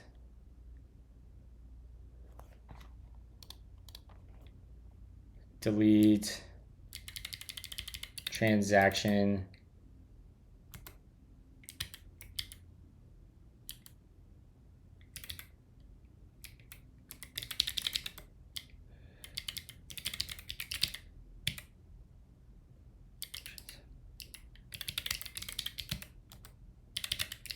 There we go. So that's fixed. We can get rid of those. That. All right, now we can go and update our models, our schemas over here. This is where stuff starts to get cool, chat, because the amounts are going to get set to be, well, let's see if this works in the first place. We just did a decent change, and I'm almost certain there's going to be a type error in our sync. Yeah, let's start there and fix these up quick. Yep, that makes sense. So we'll do, we'll import star as currency from currency. Yeah, there we go. And then down here, we'll do currency dollars to milli-units. And yeah, we'll say that comes in as $1, right? We'll force validation and parsing on the outside. Doesn't necessarily need to be part of our sync function. So in here, rather than taking a number, this is going to take $8, which will be currency dot dollars.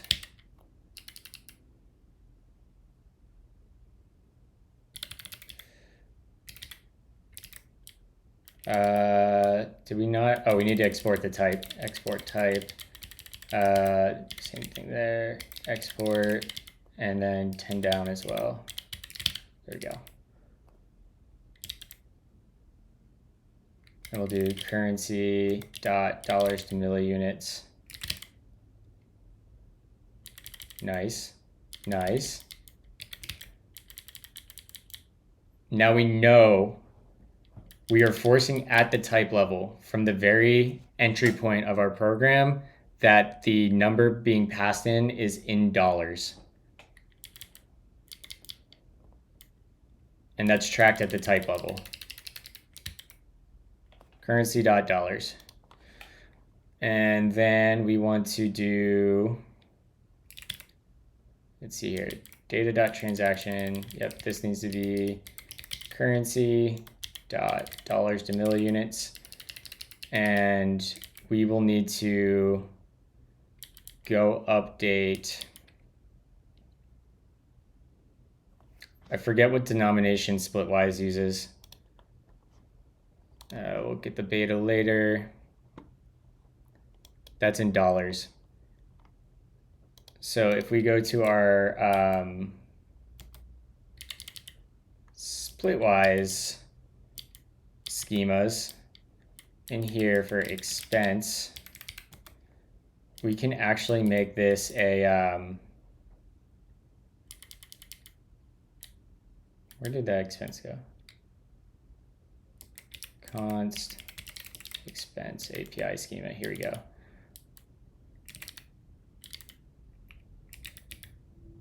Oh, we're still passing that in as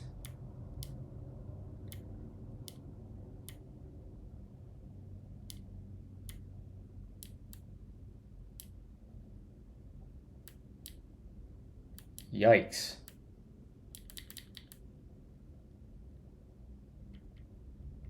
So this should really be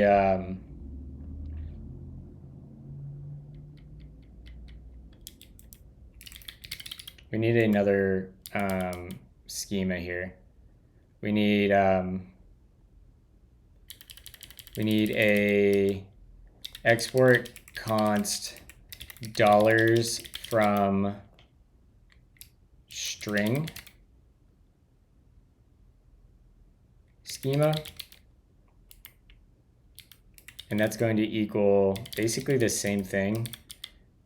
But we'll do this, and this will be number from string. And we'll yoink that, and that will come right here. Paste that in. And we'll do import star from currency, star as currency from /currency.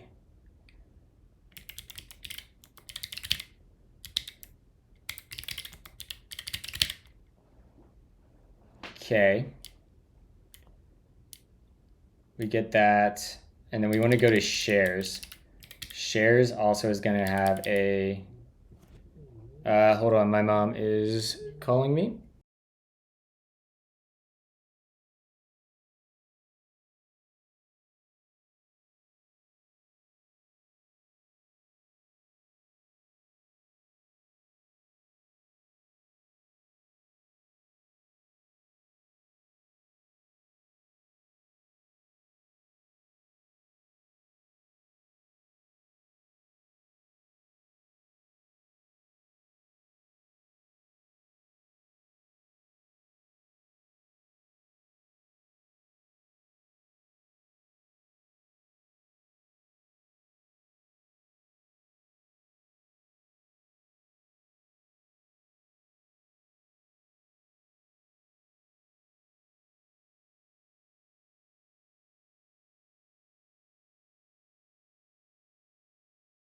Sorry, my mom needed some info for Justine's birthday.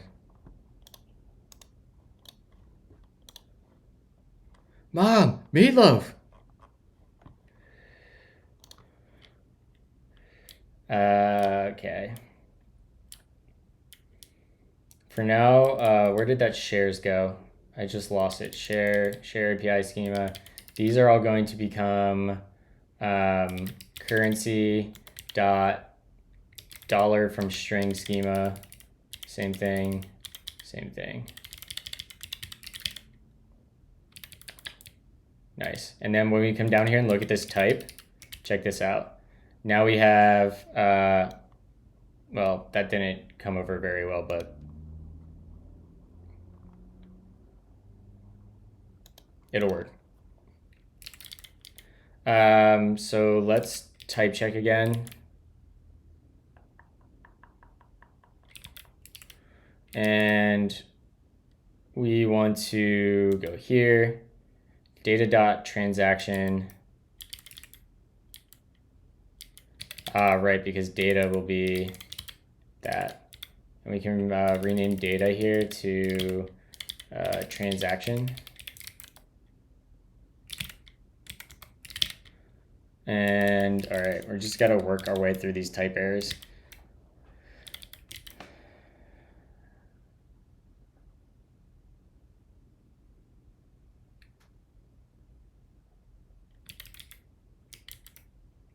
this come out as a nullable?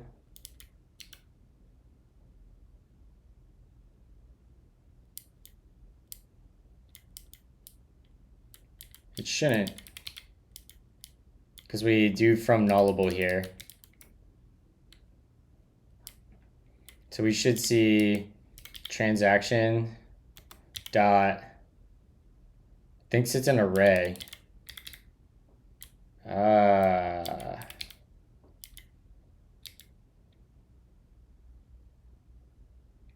Right.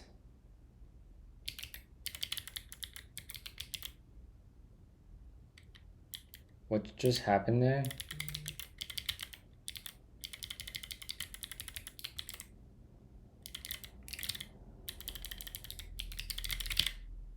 I should really update that, but it's fine.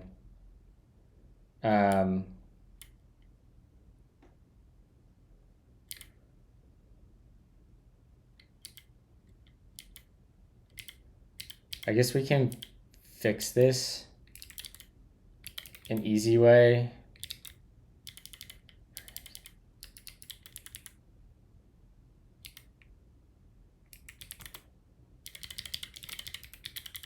And we'll say return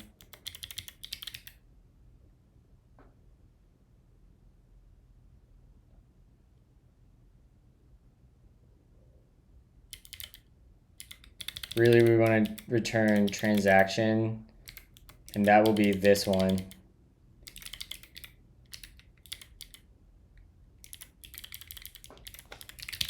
We'll do that, and then we'll do transaction,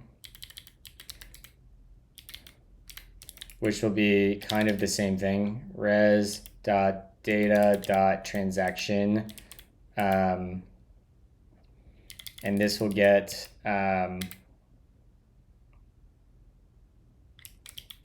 transaction detail.decode sync out there.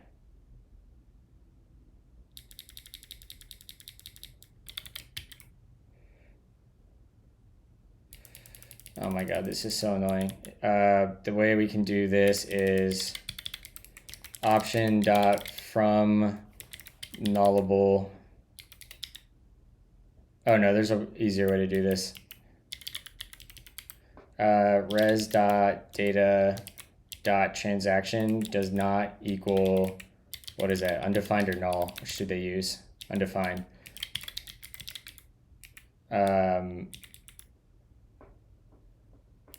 That otherwise undefined. And then we gotta go fix the type definition up here.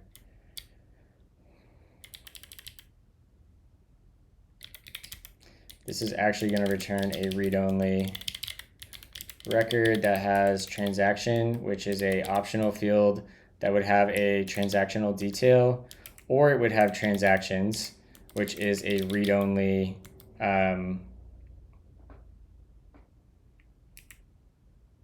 transaction detail.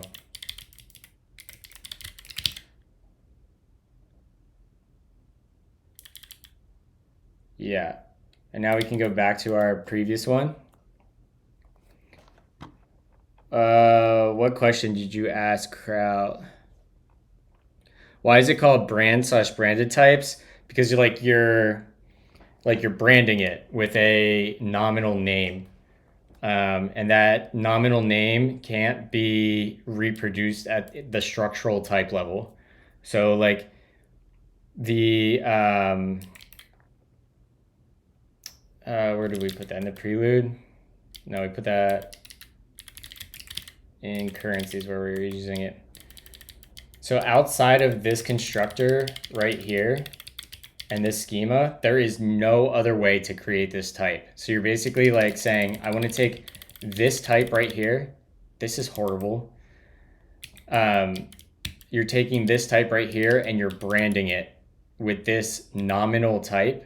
And this part right here can't be reproduced outside of this very specific spot. So there's no way to create this type other than by the ways I give consumers.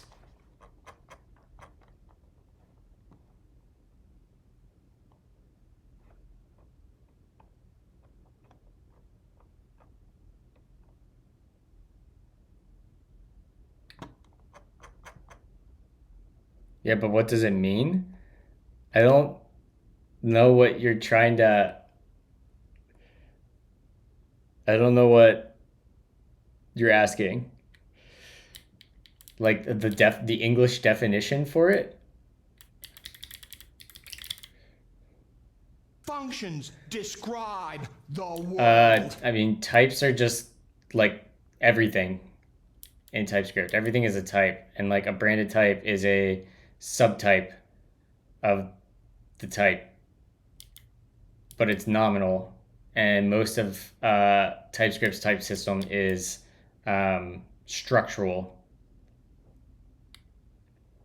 Yeah.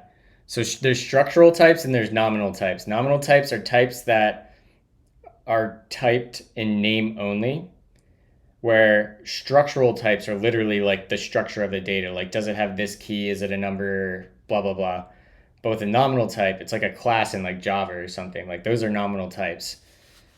Like, I could have two different types that, like, I could have type foo and type bar.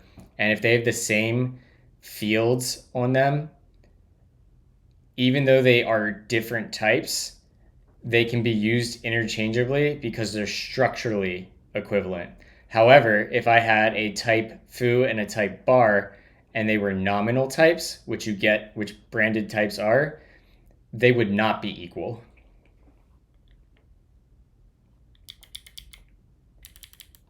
Why do I use Arc? I don't know. I just like some of the features of Arc, but like it's kind of dying, I guess.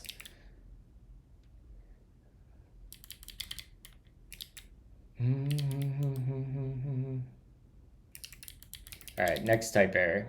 Transaction.amount.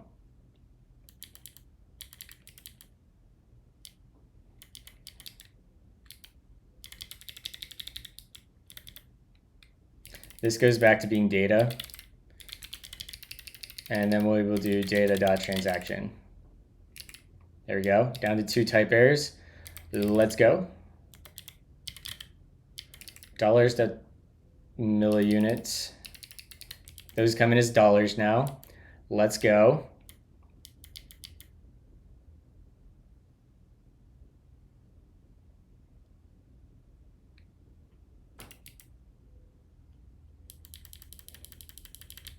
Can this take transaction? No, I can't. So I think I can just do...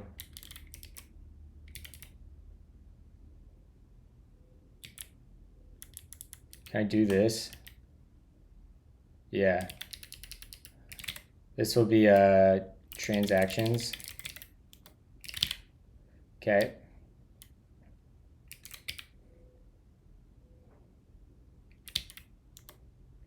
And in here, I know that this is going to be, we'll do currency.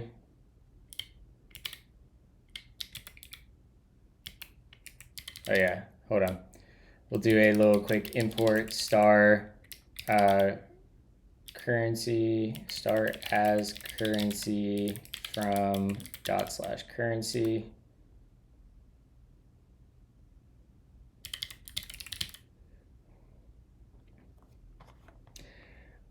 Yeah, McCab, that's what I think we're going to actually do that. I don't know when we're going to do that, either this weekend or next week. I'm going to make a NeoVim plugin that's going to put chat right here.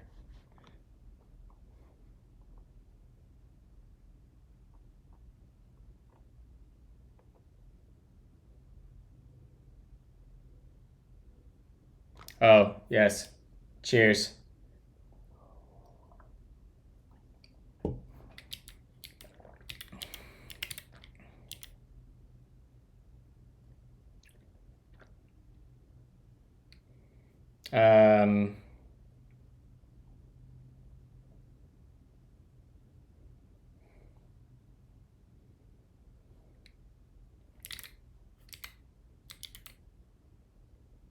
We'll do back. We'll just go do this in here. And we'll say export const decode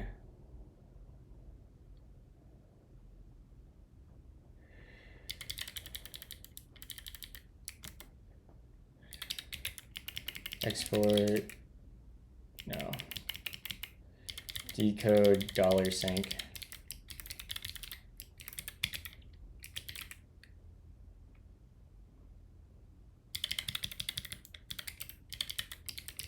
Schema dot decode sync, and this will be $schema. Yeah, and we'll use that in main. Decode $sync. There we go. So now we get that this is a actually we can probably make this a little bit nicer, huh? Type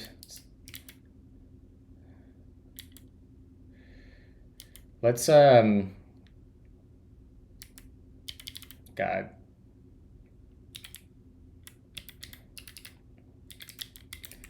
Equal symbol dot make dot create. How do you make a new symbol? Name? No. It's not a new symbol, is it?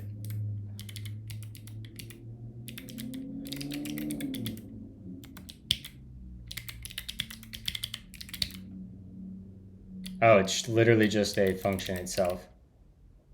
All right, fine. We'll do that, and hopefully this gives us a nicer...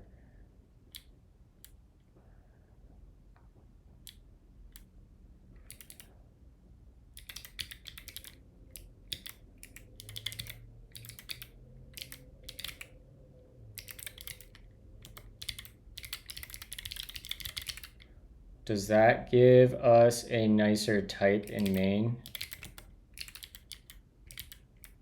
No, it doesn't.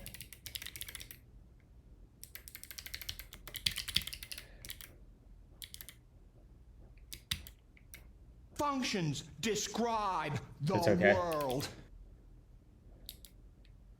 All right, so we can go back to what we were doing there.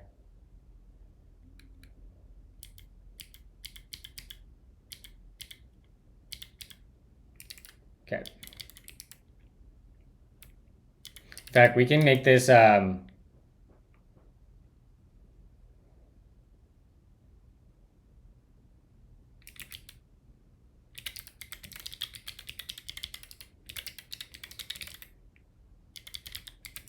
should do it.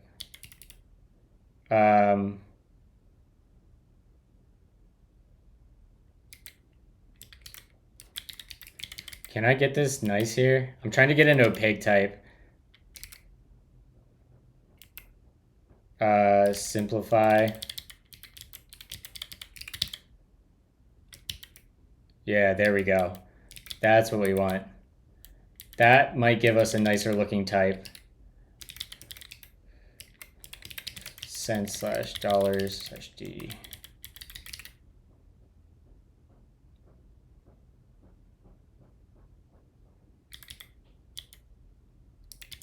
Why did that just get angry?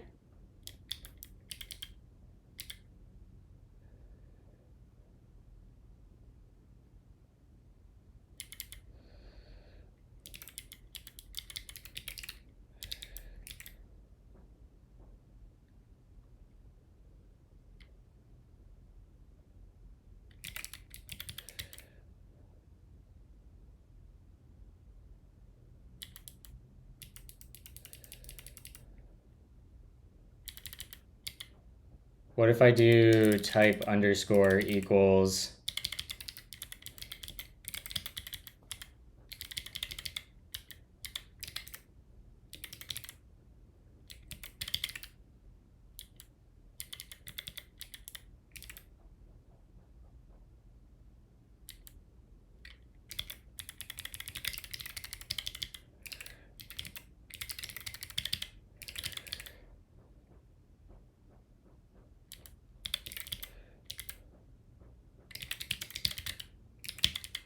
what? This has statically known members.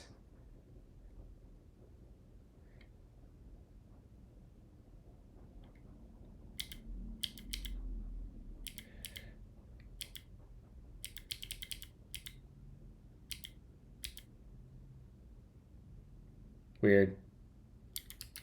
What if I do,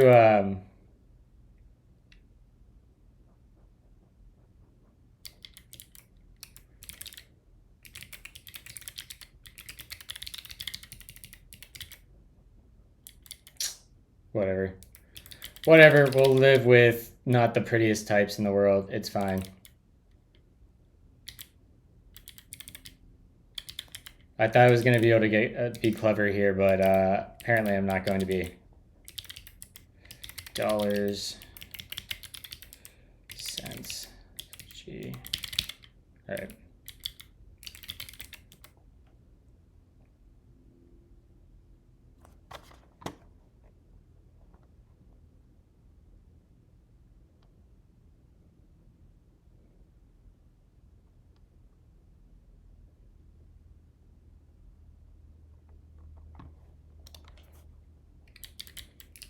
All right.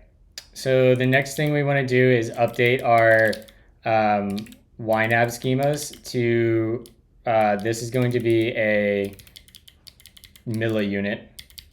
So let's import star as currency from dot/currency, and this will be currency dot milliunit schema.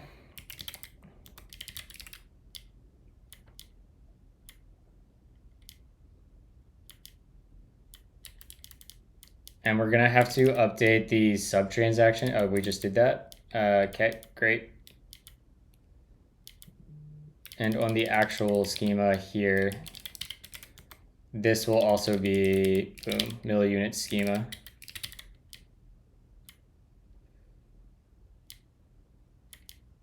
And I don't think there's any other numbers on here.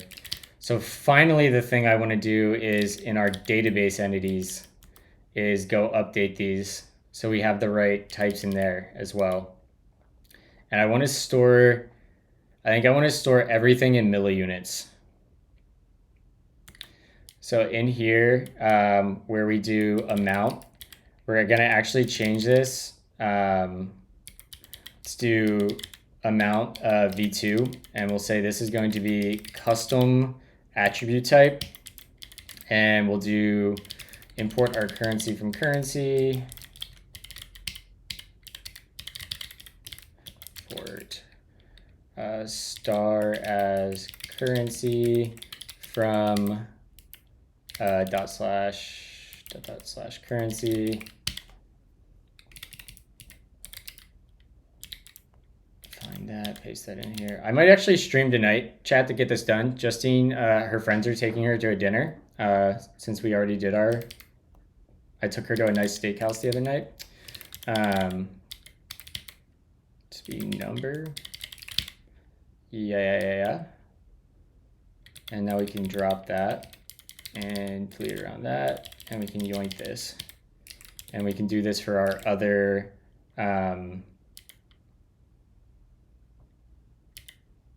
payment amount. So maybe I'll stream tonight. And no, it's a girls' night thing. I don't need to intrude on girls' night.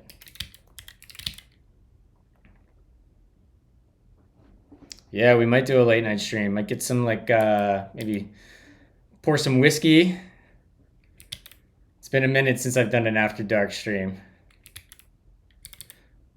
All right, let's go to sync transaction. Let me make sure I'm not, like, getting roped into incidents right now.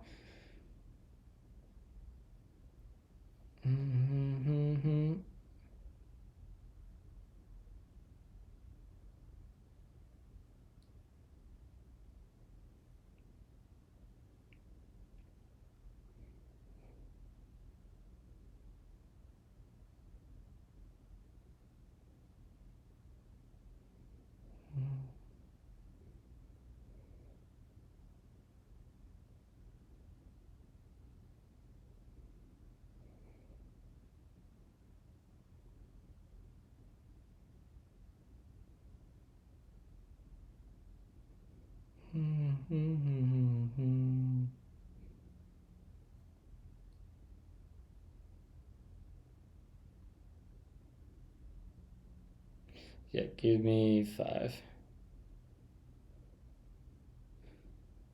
All right, I got to wrap up here in like a couple minutes, but we can at least finish updating our entities and fix some type errors in here. So let's paste that there, come over here, GV, like that. I don't know what apple squirrel is, Kraut. I surely said that correctly. I'm positive of it. Whoa.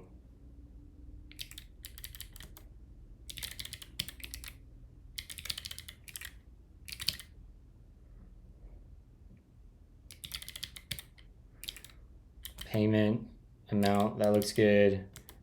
That looks good. Sync transaction amount is good. Payment amount is good. Splitwise expense amount is good. Okay.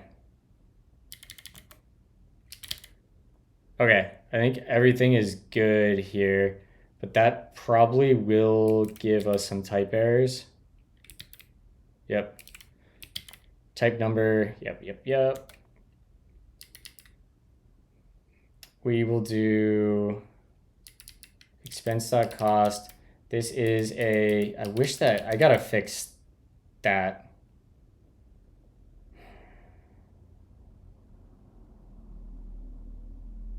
Like, that's really annoying. Because I can't see in the type signature. My branded type that I make carries that for me. Whatever. Rather than using symbols here, I'll just use strings since no one else is going to be in here anyways, and it's fine.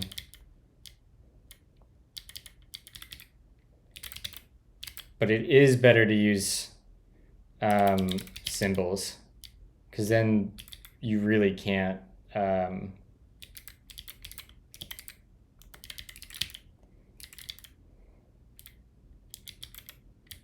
replicate.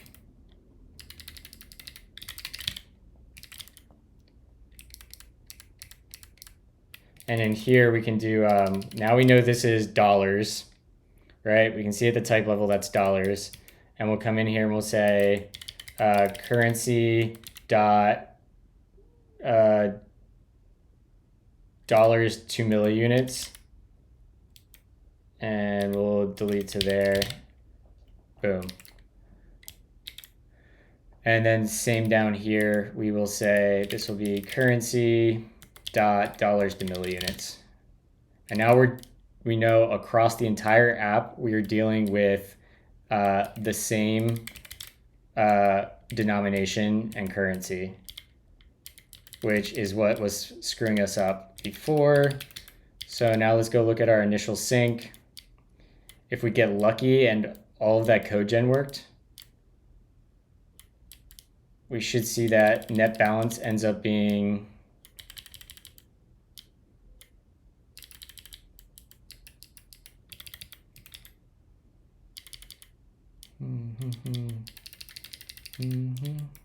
Ooh, why didn't we?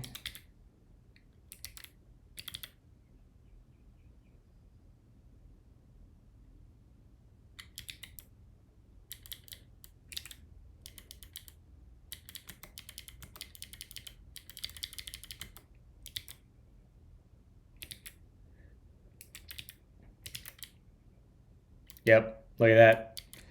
This is actually going to be currency dot milliunits schema. Now that should have changed to milliunits there. Yep, perfect. Do we have those in each of these? No. Okay.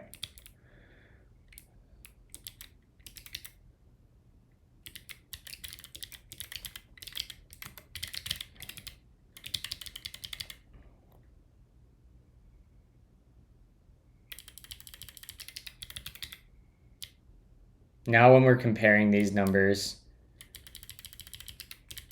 That's still a number, but if we look here, this should return milliunits.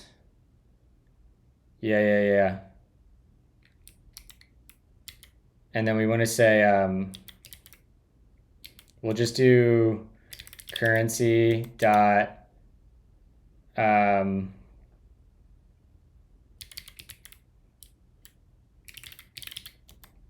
just to make it super clear, we'll basically copy this for milliunits, and we'll say decode milliunits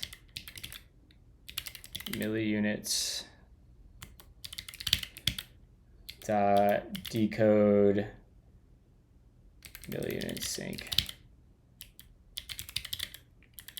And now that should be milliunits, and we're going against milliunits there.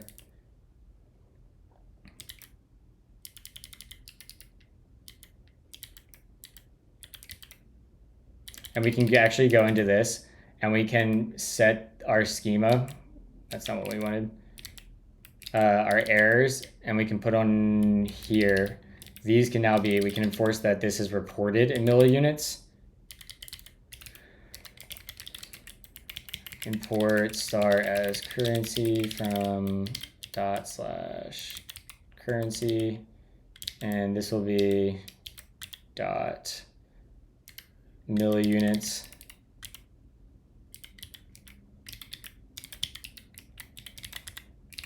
There we go. There we go. All right.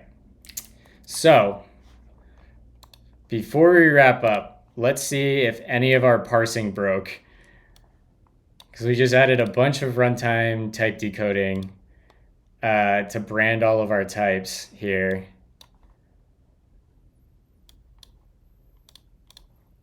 We got our account, and let's go over here and Splitwise, delete these, and we'll give it a run, and we'll see if we get lucky.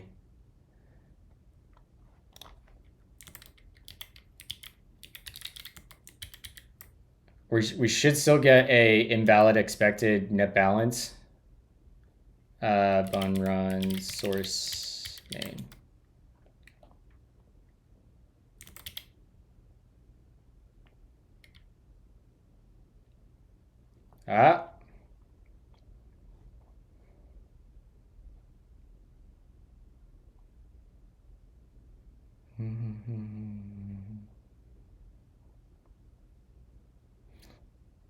That probably is because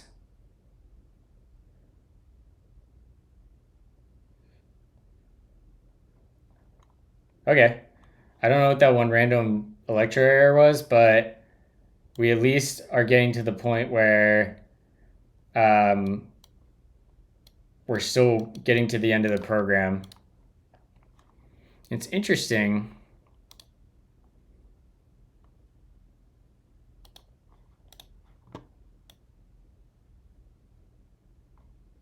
Where are the amounts here?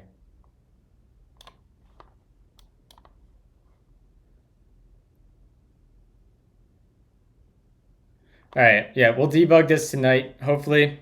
So we'll wrap up, and let me raid.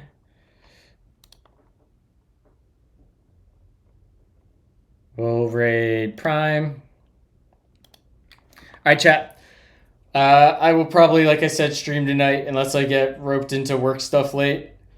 And might stream this weekend. I don't know. We'll see. I say that every week. You know how it goes. But yeah, thank you all for hanging out. Appreciate every one of you.